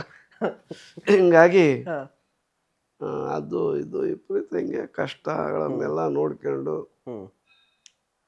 ಅನುಭವಿಸಿ ಇಲ್ಲಿವರೆಗೆ ಬಂದಿರತಕ್ಕಂಥವ್ರು ನಾವು. ಓಕೆ. ಈ ಫಸ್ಟ್ ಟೈಮ್ MLA ಟಿಕೆಟ್ ಹೇಗೆ ಸಿಕ್ತು ಸರ್ ನಿಮಗೆ? ಫಸ್ಟ್ ಟೈಮ್ MLA ಟಿಕೆಟ್ ನನಗೆ ಫಸ್ಟ್ ಟೈಮ್ ಅಂದೇನು ನಾನು ಸ್ಟೇಟ್ ಯೂತ್ ಕಾಂಗ್ರೆಸ್ ಪ್ರೆಸಿಡೆಂಟ್ ಆದೆ 89ರಲ್ಲಿ. 89ರಲ್ಲಿ ಅದೇ ವೀರೇಂದ್ರ ಪಾಟೀಲ್ರು ಆಗ ಕಾಂಗ್ರೆಸ್ಸಿನ ಅಧ್ಯಕ್ಷರು. ಆ ಸಂದರ್ಭದಲ್ಲಿ ಎಲೆಕ್ಷನ್ ಆಯಿತು 90ರಲ್ಲಿ. ಆಗ ನನಗೆ ಸ್ಪರ್ಧೆ ಮಾಡಲಿಕ್ಕೆ ಅವಕಾಶ ಕೊಡಲಿಲ್ಲ. ಆಗ ಆಸ್ಕರ್ ಫರ್ನಾಂಡಿಸ್ ಅವರೇ ನನ್ನನ್ನು ಯುವ ಕಾಂಗ್ರೆಸ್ಸಿನ ಅಧ್ಯಕ್ಷನಾಗಿ ಮಾಡಿದ್ರು, ರಾಜ್ಯ ಯುವ ಕಾಂಗ್ರೆಸ್ಸಿನ ಅಧ್ಯಕ್ಷರಾಗಿ ಮಾಡಿದರು. ಅವರು ಕೂಡ ಒಂದು ನಮೂನಿ ನನಗೆ ರಾಜಕೀಯ ಗುರು. ಭಾಳ ನನಗೆ ಅವ್ರ ಬಗ್ಗೆ ಒಂದು ನಮೂನಿ ದೇವ್ರನ್ನ ನಾನು ಪೂಜೆ ಮಾಡಲ್ಲ, ಮನೆಯಲ್ಲಿ ಅವ್ರನ್ನೂ ಒಂದೊಂದು ಸಾರಿ ಪೂಜೆ ಮಾಡ್ತೀನಿ. ಆ ಮನುಷ್ಯ ಏನು ಮಾಡಿದರು ಅಂದರೆ ನನ್ನನ್ನು ಕರೆದು ಒಂದು ದಿನ ನೀನು ರಾಜ್ಯ ಯುವ ಕಾಂಗ್ರೆಸ್ಸಿನ ಅಧ್ಯಕ್ಷನಾಗಬೇಕು ಅಂದರು. ಇಲ್ಲ ಸರ್ ಸಾರಿ ನಾನು ಆಗಲ್ಲ ಅಂತೇಳಿ. ನಾನು ಜಿಲ್ಲಾ ಯುವ ಕಾಂಗ್ರೆಸ್ ಅಧ್ಯಕ್ಷನಿದ್ದೀನಿ, ನನ್ನ ಮೇಲೆ ಅಷ್ಟು ಪ್ರೀತಿ ಇದ್ದರೆ ಯಾವತ್ತಾರ ಒಂದಿನ ನೀವು ಬೇಕಾದ್ರೆ ಅಸೆಂಬ್ಲಿಗೆ ಟಿಕೆಟ್ ಕೊಡಿ, ನಾನು ಇಲ್ಲಿ ರಾಜ್ಯ ಮಟ್ಟದಲ್ಲಿ ಮಾಡೋಕ್ಕಾಗಲ್ಲ ಅಂತಂದೇಳಿ. ಇಲ್ಲ ಇಲ್ಲ ಯಾರಿಗೆ ಹೇಳ್ಬೇಡಿ ಸುಮ್ಮನೆ ಇರಿ ಅಂದ್ಬಿಟ್ರು. ಆಯ್ತು ಅಂತೇಳಿ ಮಾಡೇ ಬಿಟ್ರು. ಆವಾಗ ರಂಗನಾಥ್ ಸಾಹೇಬ್ರು ಇದ್ರು, ಅವರು ಭಾಳ ಇದು, ಅವರು ನನಗೆ ಮಾರ್ಗದರ್ಶಕರು ಗುರುಗಳ ಥರ. ಅವರು ಭಾಳ ಒಳ್ಳೆಯ ರಾಜಕಾರಣಿಗಳು. ಅವರು ಕೂಡ ನೀನು ಇಲ್ಲಪ್ಪ ಆಗು, ಹಂಗೆಲ್ಲ ಆಗಬೇಡ ಅಂತಂದು ಹೇಳ್ಬೇಡ ಅಂತಂದು ಹೇಳಿದರು. ಆಮೇಲೆ ಆ ಸಂದರ್ಭದಲ್ಲಿ ವೀರೇಂದ್ರ ಪಾಟೀಲ್ರು, ಆಮೇಲೆ ನಮ್ಮ ಶಾಮನೂರು ಶಿವಶಂಕರಪ್ಪನವರು, ಇವರೆಲ್ಲರೂ ಕೂಡ ಅವಾಗ ಮಾರ್ಗದರ್ಶನ ಮಾಡಿದರು. ಅವಾಗ ರಾಜ್ಯ ಯುವ ಕಾಂಗ್ರೆಸ್ಸಿನ ಅಧ್ಯಕ್ಷನಾದೆ. ಆದಮೇಲೆ ಆ ಚುನಾವಣೆ ವರ್ಷದಲ್ಲಿ ಆಸ್ಕರ್ ಫರ್ನಾಂಡಿಸ್ ಅವರು ನೀವು ಈ ಕ್ಯಾಂಪೇನ್ ಮಾಡಬೇಕು, ನೀವು ಕಂಟೆಸ್ಟ್ ಮಾಡಬಾರ್ದು ಅಂದರು. ಆಯಿತು ಸರ್ ಅಂತ ಮಾಡ್ತೀನಿ ಅಂತ ಹೇಳಿ ಮಾಡಿದ್ವಿ. ಆಮೇಲೆ ವೀರೇಂದ್ರ ಪಾಟೀಲ್ರವರು ನನಗೆ ಹೇಳಿದರು, ನಿಮ್ಗೇನಾದ್ರು MLC ಮಾಡೋಣ ಅಂತಂದೇಳಿ. ಆಮೇಲೆ ಅವರು ಏನೇನೋ ತೊಂದರೆ ಆಗಿ ಅವ್ರು ಮುಖ್ಯಮಂತ್ರಿ ಆದರು, ಸರ್ಕಾರ ಬಂತು, ಮಧ್ಯದಲ್ಲಿ ರಾಜೀವ್ ಗಾಂಧಿ ಅವರು ಇದ್ರು. ರಾಜೀವ್ ಗಾಂಧಿ ಅವರು ನಮ್ಮನ್ನ ಭಾಳ ಪ್ರೀತಿ ಮಾಡ್ತಾ ಇದ್ರು. ಆಯ್ ಆಂಜನೇಯ ಅಂತ ಅಂತಿದ್ರು. ಅವ್ರ ಜೊತೆ ಫ್ಲೈಟ್ನಲ್ಲಿ ಹೋಗ್ತಿದ್ವಿ. ಅವ್ರ ಜೊತೆಯಲ್ಲಿ ಹೆಲಿಕಾಪ್ಟರ್ನಲ್ಲಿ ಕ್ಯಾನ್ವಾಸ್ಗೆಲ್ಲ ಹೋಗಿ ಕ್ಯಾನ್ವಾಸಿಗೆ ಕೂಡ ಕರ್ಕೊಂಡು ಹೋಗ್ತಾ ಇದ್ರು ಚುನಾವಣಾ ಪ್ರಚಾರಕ್ಕೆ ಬಂದಂಥ ಸಂದರ್ಭದಲ್ಲಿ. ಹೀಗೆ ವೀರೇಂದ್ರ ಪಾಟೀಲ್ರು ಇದ್ದಾರೆ, ಆಮೇಲೆ ರಾಜೀವ್ ಗಾಂಧಿ ಅವರು ಇದ್ದಾರೆ. ನಮ್ಗೆ ಯಾವ ಅಧಿಕಾರ ತಗೊಂಡು ನಾವೇನು ಮಾಡೋಣ, ಭಾಳ ಪವರ್ಫುಲ್ ಆಗಿ ಯೂತ್ ಕಾಂಗ್ರೆಸ್ ಅಂದರೆ ಮಂತ್ರಿಗಳೇ ನಮ್ಮ ಹತ್ರ ಬರೋರು, ಇವನ್ನ ಮಾಡಿಕೊಡ್ರಿ ಅದನ್ನ ಮಾಡಿಕೊಡ್ರಿ ನಿಮಗೆ ಅಂತಂದೇಳಿ, ಪದಾಧಿಕಾರಿಗಳು ಮಾಡ್ರಿ ಇದನ್ನ ಮಾಡ್ರಿ ಅಂತಂದೇಳಿ. ಯಾರಿಗಾರ ಫೋನ್ ಮಾಡಿ ಹೇಳಿದ್ರೆ ಎಲ್ಲ ಕೆಲಸ ಮಾಡೋರು ಮಂತ್ರಿಗಳು. ಹೇಗಿತ್ತು ಅದು ಯೂತ್ ಕಾಂಗ್ರೆಸ್ 90ರ ದಶಕದಲ್ಲಿ. ಆ ಸಂದರ್ಭದಲ್ಲಿ ವೀರೇಂದ್ರ ಪಾಟೀಲ್ರಿಗೂ ಮತ್ತು ಕಾಂಗ್ರೆಸ್ಗೂ ಸ್ವಲ್ಪ ಹೋಗಿ ಮನಸ್ಸು ಬಂದ್ಬಿಟ್ಟು ವೀರೇಂದ್ರ ಪಾಟೀಲ್ ಬದಲಾಯಿಸ್ಬಿಡ್ತಾರೆ. ಅವರು ಅವಾಗ ಅವರು ಯಾರನ್ನು ಮಾಡಿಬಿಡ್ತಾರೆ, ನನ್ನ ಮಾಡಲಿಲ್ಲ ಅವರು. ನೆಕ್ಸ್ಟ್ ನೋಡೋಣ ಅಂತಂದೇಳಿ ಇದರಲ್ಲಿ ಏನೋ ವ್ಯತ್ಯಾಸ ಬಂದು ರಾಜೀವ್ ಗಾಂಧಿ ಅವ್ರಿಗೂ ವ್ಯತ್ಯಾಸ ಬಂದು ಅವ್ರನ್ನ ಬದಲಾವಣೆ ಮಾಡಿಬಿಡ್ತಾರೆ. ಅದು ಒಂದು ಇದಾಯಿತು. ಅದಾದಮೇಲೆ ಬಂಗಾರಪ್ಪರು ಬರ್ತಾರೆ. ಬಂಗಾರಪ್ಪನವರು ಕೂಡ ನಮಗೆ ಭಾಳ ಇದು ಮಾಡ್ತಾರೆ. ಅವ್ರಿಗೆ ನಾವು ಸಪೋರ್ಟಿವ್ ಆಗಿದ್ವಿ, ನಮಗೇನು ಬೇಕಲ್ಲ ಅಧಿಕಾರ. ಆ ಯೂತ್ ಕಾಂಗ್ರೆಸ್ ಪ್ರೆಸಿಡೆಂಟ್ ಅನ್ನೋದೇ ಒಂದು ಕ್ಯಾಬಿನೆಟ್ ಮಿನಿಸ್ಟ್ರಿಗಿಂತಲೂ ದೊಡ್ಡ ಸ್ಥಾನ. ಆ ರೀತಿ ಇತ್ತು ಅವಾಗ. ಹೀಗಾಗಿ ಏನು ಹೋಗ್ಬಿಡು ಏನಾಗಬೇಕಾಗಿತ್ತು ಅಂತ ಹಂಗೆ ಇದ್ವಿ. 94 ಎಲೆಕ್ಷನ್ ಬಂತು ವಿಧಾನಸಭೆದು. ಆಮೇಲೆ ಇವ್ರು ಕೇಳಿದ್ರು ನನಗೆ, ಸ್ಪರ್ಧೆ ಮಾಡ್ತೀರಾ ಅಂದ್ರು. ಹ್ಞೂ ಸರ್ ಮಾಡ್ತೀವಿ ಅಂತಂದು. ಅದು ಅವಾಗ ಆಯ್ಕೆ ಮಾಡೋ ಅಂಥ ಸಂದರ್ಭದಲ್ಲಿ ಕರೆಕ್ಟಾದ ಕ್ಷೇತ್ರನ ಆಯ್ಕೆ ಮಾಡ್ಕೊಂಡಿದ್ರೆ ಆಗಿರೋದು ನಾನು. ಅವಾಗ ನನ್ನ ಜಿಲ್ಲೆ, ನನ್ನ ಜನ, ನನ್ನ ಕ್ಷೇತ್ರ ಇದು ಅಂದ್ಕೊಂಡು ನಾನು ಹೋದೆ.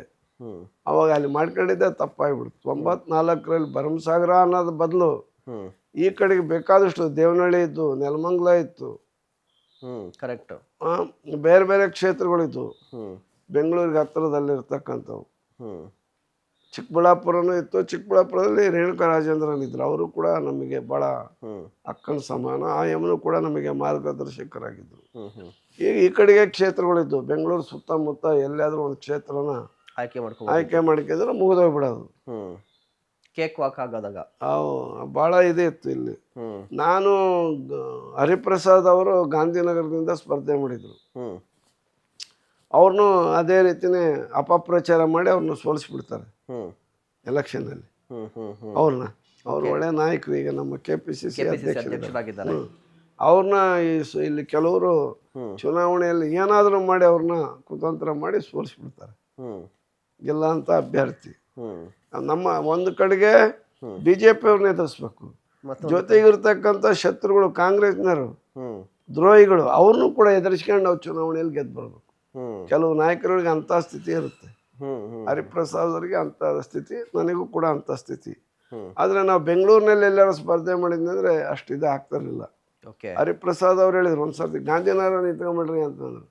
ಸರ್ ನಾವು ಬೆಂಗಳೂರು ನಿಲ್ಲಲ್ಲ, ಇಲ್ಲೆಲ್ಲ ವ್ಯವಸ್ಥೆನೇ ಬೇರೆ, ಬಡವ್ರ ಸೇವೆ ಮಾಡೋಕ್ಕಾಗಲ್ಲ. ಇಲ್ಲಿ ಶ್ರೀಮಂತರ ಸೇವೆ ನಾವ್ಯಾಕೆ ಮಾಡೋಣ, ಇದ್ದವನ್ನ ಸೇವೆ ಮಾಡೋದಲ್ಲ, ಗೆದ್ದು ನಾವು ಇಲ್ದವ್ರ ಸೇವೆ ಮಾಡೋಣ, ಬಡವ್ರ ಸೇವೆ ಮಾಡೋಣ, ರೈತರ ಸೇವೆ ಮಾಡೋಣ, ರೈತರ ಕಾರ್ಮಿಕರ ಸೇವೆ ಮಾಡೋಣ ಅಂತ ಹೇಳಿ ನಾವು ಆ ಕ್ಷೇತ್ರನ ಆಯ್ಕೆ ಮಾಡ್ತೀವಿ.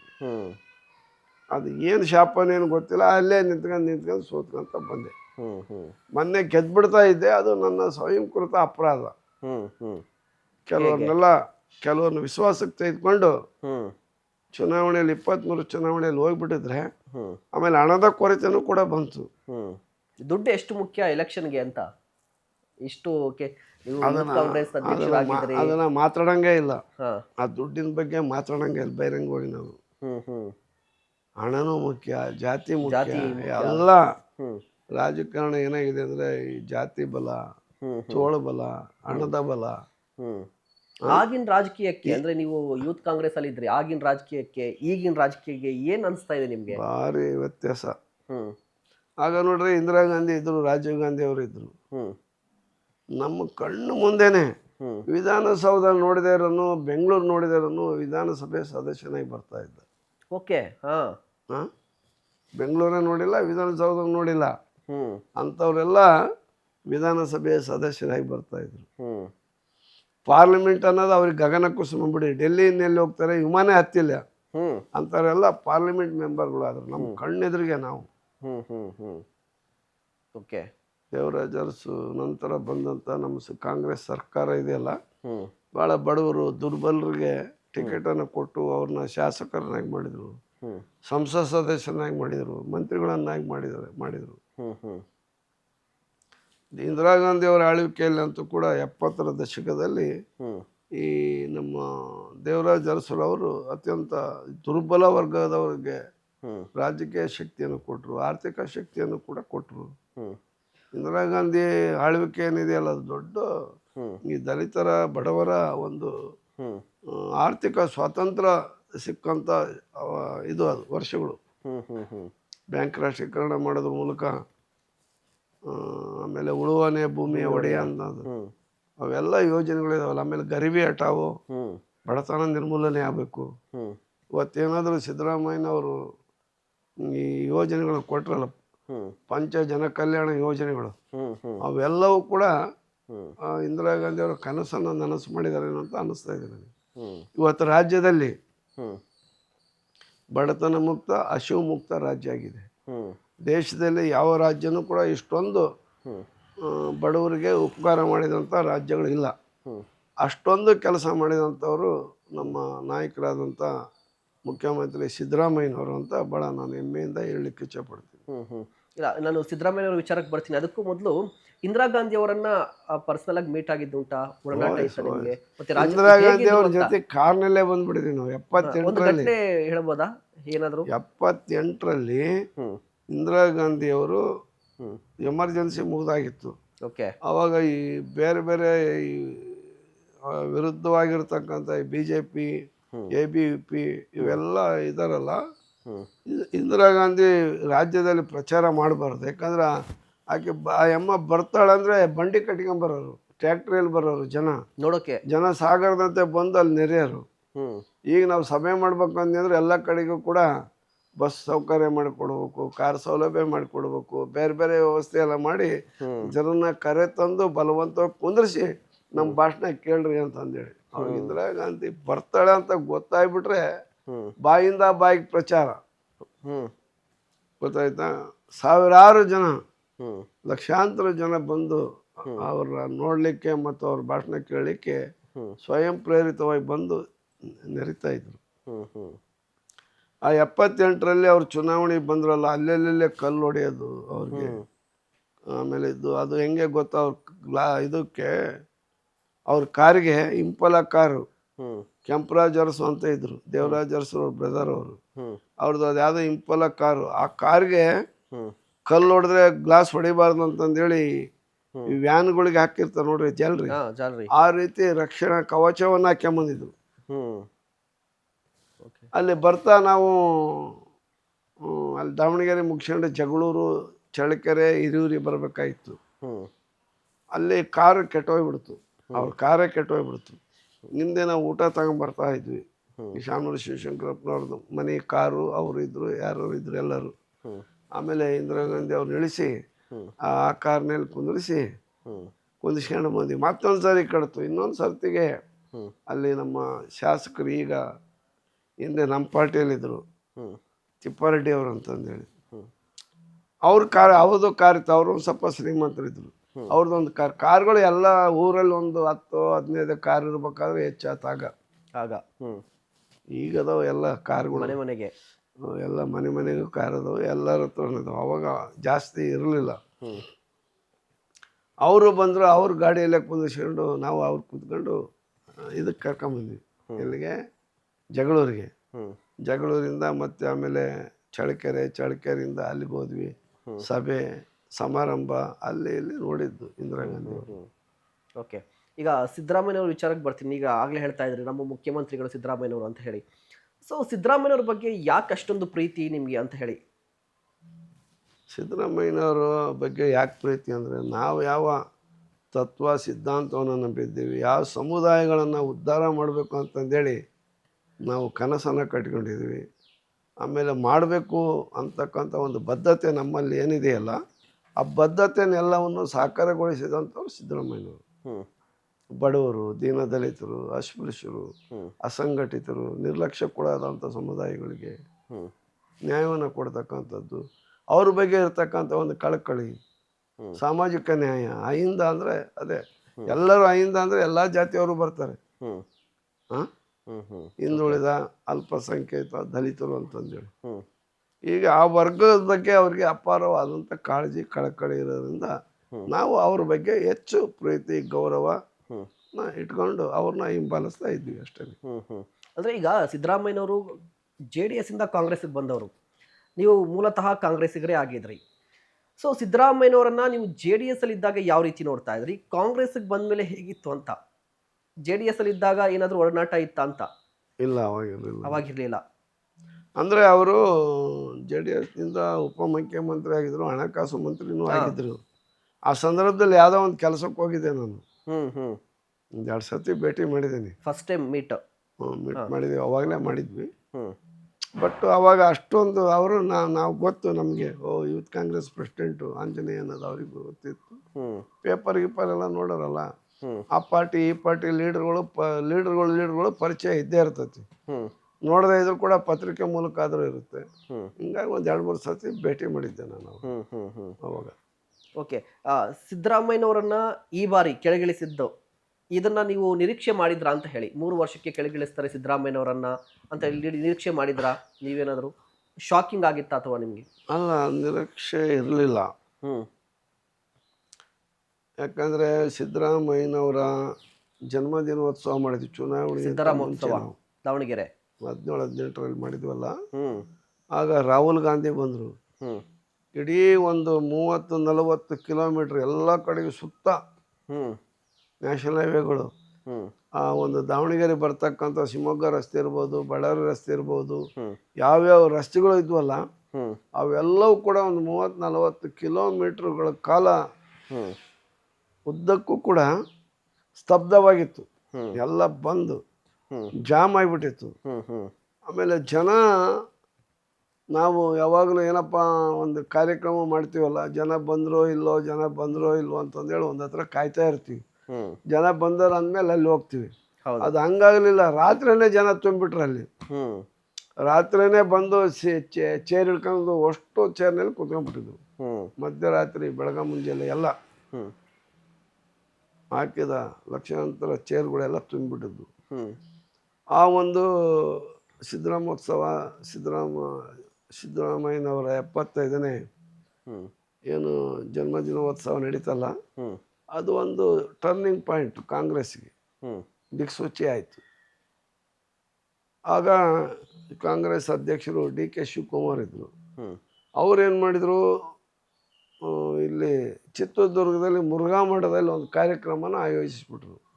ಅದರ ಅವಶ್ಯಕತೆ ಇರಲಿಲ್ಲ. ಒಂದೇ ಕಾರ್ಯಕ್ರಮ, ಸಿದ್ದರಾಮಯ್ಯನವ್ರ ಕಾರ್ಯಕ್ರಮಕ್ಕೆ ಕರ್ಕೊಂಬರ್ಬೇಕಾಗಿತ್ತು ಅವರು. ಓಕೆ, ಹೌದು. ಇವ್ರೇನು ಮಾಡಿದ್ರು, ಈ ಕಡೆಗೆ ಏನೋ ಮಾಡೋಣ ಅಂತ ಒಂದು ಹೋದರು. ರಾಹುಲ್ ಗಾಂಧಿ ಅವರ ಕಾರ್ಯಕ್ರಮಕ್ಕೆ 2 ಗಂಟೆ ಬೇಕಾಯ್ತು ಅವ್ರು ಹೋಗಿ ಆ ವೇದಿಕೆನ ಹತ್ಬೇಕಾದ್ರೆ. ಆಗ ರಾಹುಲ್ ಗಾಂಧಿ ಅವರು ಏನು ಇಷ್ಟೊಂದು ಇಡೀ ರಾಷ್ಟ್ರದಲ್ಲಿ ಒಬ್ಬ ನಾಯಕನ ಜನ್ಮದಿನಕ್ಕೆ ಇಷ್ಟೊಂದು ಜನ ಶುಭ ಕೋರ್ಲಿಕ್ಕೆ ಬಂದಿದ್ದಾರಲ್ಲ, ಇದು ನಿಜವಾಗ್ಲೂ ಕೂಡ ಆಶ್ಚರ್ಯ ಅಂತಂದೇಳಿ ಅವ್ರಿಗೆ ಭಾಳ ಮನವರಿಕೆ ಆಗ್ಬಿಡ್ತು. ಆಮೇಲೆ ಆವಾಗ ಇಲ್ಲ, ಅವ್ರಿಗೆ ಗೊತ್ತು ಒಬ್ಬ ಜನಾಕರ್ಷಕ ನಾಯಕ, ವರ್ಚಸ್ಸಿರೋ ನಾಯಕ ರಾಜ್ಯದಲ್ಲಿ ಸಿದ್ದರಾಮಯ್ಯ ಅಂತ ಹೇಳಿ ಅವ್ರಿಗೆ ಗೊತ್ತಿತ್ತು. ಅಲ್ಲಿ ಅವ್ರನ್ನ ಆಡಿ ಹೊಗಳಿ ಅವ್ರಿಗೆ ಹಾರೈಸಿಸಿ ರಾಹುಲ್ ಗಾಂಧಿ ಅವರು ಅಲ್ಲಿಂದ ತೆರಳಿದರು. ನೋಡಿದ್ರು, ಜನನೆಲ್ಲ ನೋಡಿದ್ರು. ಅದು ಅಲ್ಲಿಗೆ ಹೋಗಕ್ಕೆ 2 ಗಂಟೆ ಬೇಕಾಯಿತು. ನೀವು ಸಾಕಷ್ಟು ಪ್ರೋಗ್ರಾಮ್ಸ್ ಅನ್ನು ನೋಡಿರ್ತೀರಿ ಯೂತ್ ಕಾಂಗ್ರೆಸ್ ಇಂದ ಇದ್ದಂತಹ ಸಂದರ್ಭದಲ್ಲಿ. ಸೊ ಸಿದ್ದರಾಮೋತ್ಸವ ಅಂತ ಕಾರ್ಯಕ್ರಮ ನೋಡಿದ್ರಾ ಈ ಮುಂಚೆ? ನಾವು ಇಲ್ಲ, ಅಂಥ ದೊಡ್ಡ ಪ್ರೋಗ್ರಾಮು ಅಷ್ಟೆಲ್ಲ ವ್ಯವಸ್ಥೆ ಅವಾಗೆಲ್ಲ ಎಲ್ಲಿತ್ತಪ್ಪ. ಎಲ್ಲ ಒಂದು ಜನ ಸೇರಿ 30-40 ದೊಡ್ಡದೊಂದು ಪೆಂಡಲ್ ಹಾಕಿರೋರು ಓಪನ್ ಆಗಿ ಬಿಸಿಲಲ್ಲಿ ಕುಂದಿರ್ತಾ ಇದ್ವಿ ನಾವೆಲ್ಲ ಜನ. ಇವು ಏನು ಜರ್ಮನ್ ಟೆಂಟ್, ಈಗ ಕೋಟಿ ಗಂಟ್ಲೆ ವ್ಯವಸ್ಥೆ ಮಾಡಿ ಈಗ ಜನ ಸೇರಿದ್ದು ದೊಡ್ಡ ಮಟ್ಟದಲ್ಲಿ ನಿಮ್ಮ ರಾಜಕೀಯ ಜೀವನವನ್ನು ನೋಡಿದ್ರೆ ಸಿದ್ದರಾಮೋತ್ಸವಕ್ಕೆ ಬಂದಂತ ಜನ. ಇಂದಿರಾ ಗಾಂಧಿ ಇದಕ್ಕೆಲ್ಲ ನೋಡಿದ್ದೇವೆ, ಬಹಳ ಜನ ಬರೋರು. ಆಗೆಲ್ಲ ವೆಹಿಕಲ್ ಏನಿಲ್ಲ, ನಡ್ಕೊಂಡ್ ಬಂದ್ಬಿಡೋರು. ಹಳ್ಳಿಯಿಂದಲೇ ಬೆಳಗ್ಗೆ ಎದ್ದು ಬುತ್ತಿ ದೇವಸ್ಥಾನಕ್ಕೆ ಹೋಗ್ತಾರೆ, ನಂಗೆ ಬುತ್ತಿ ಕಟ್ಕೊಂಡ್ ಬಂದ್ಬಿಡೋರು. ಒಂದು 10 ಕಿಲೋಮೀಟ್ರ್ 15 ಕಿಲೋಮೀಟ್ರ್ ಹಿಂದಿರೋರು ಏನು ಮಾಡೋದು, ರಾತ್ರಿ ಹೊತ್ತಿನಲ್ಲೇ ಅಡುಗೆ ಎಲ್ಲ ಮಾಡ್ಕೊಂಡು ಇಟ್ಕೊಂಡು ನಡ್ಕೊಂಡೇ ಬಂದ್ಬಿಡೋರು ಸೀದಾ. ಇಲ್ಲ ಬಂಡಿ ಗಾಡಿ ಹ್ಮ್ ಅದರಲ್ಲೆಲ್ಲ ಬರೋರು. ಒಂದು ಸ್ವಲ್ಪ ಆಮೇಲೆ ಟ್ಯಾಕ್ಟ್ರುಗಳು ಬಂದ್ವಿ ನಾವಾಗ, ಟ್ಯಾಕ್ಟ್ರುಗಳಲ್ಲಿ ಬರೋರು. ಬಸ್ಸುಗಳಲ್ಲಿ ಬಸ್ಸನ್ನು ಕೂಡ ಅಷ್ಟು ಖಾಸಗಿ ಬಸ್ಸು, ಗೌರ್ಮೆಂಟ್ ಬಸ್ಸು ಅಷ್ಟು ಇರಲಿಲ್ಲ. ಆಮೇಲೆ ಬಸ್ನಲ್ಲಿ ಹತ್ತಕ್ಕಂಥ ಶಕ್ತಿನೂ ಕೂಡ ಇಲ್ಲದೆ ಇರೋಂಥ ಜನ ಇದ್ದರು. ಹೌದು. ರೈಲಲ್ಲಿ ಬಸ್ಸಲ್ಲಿ ಬಂದು ಜನ ಒಟ್ಟಾರೆ ಸೇರೋರು.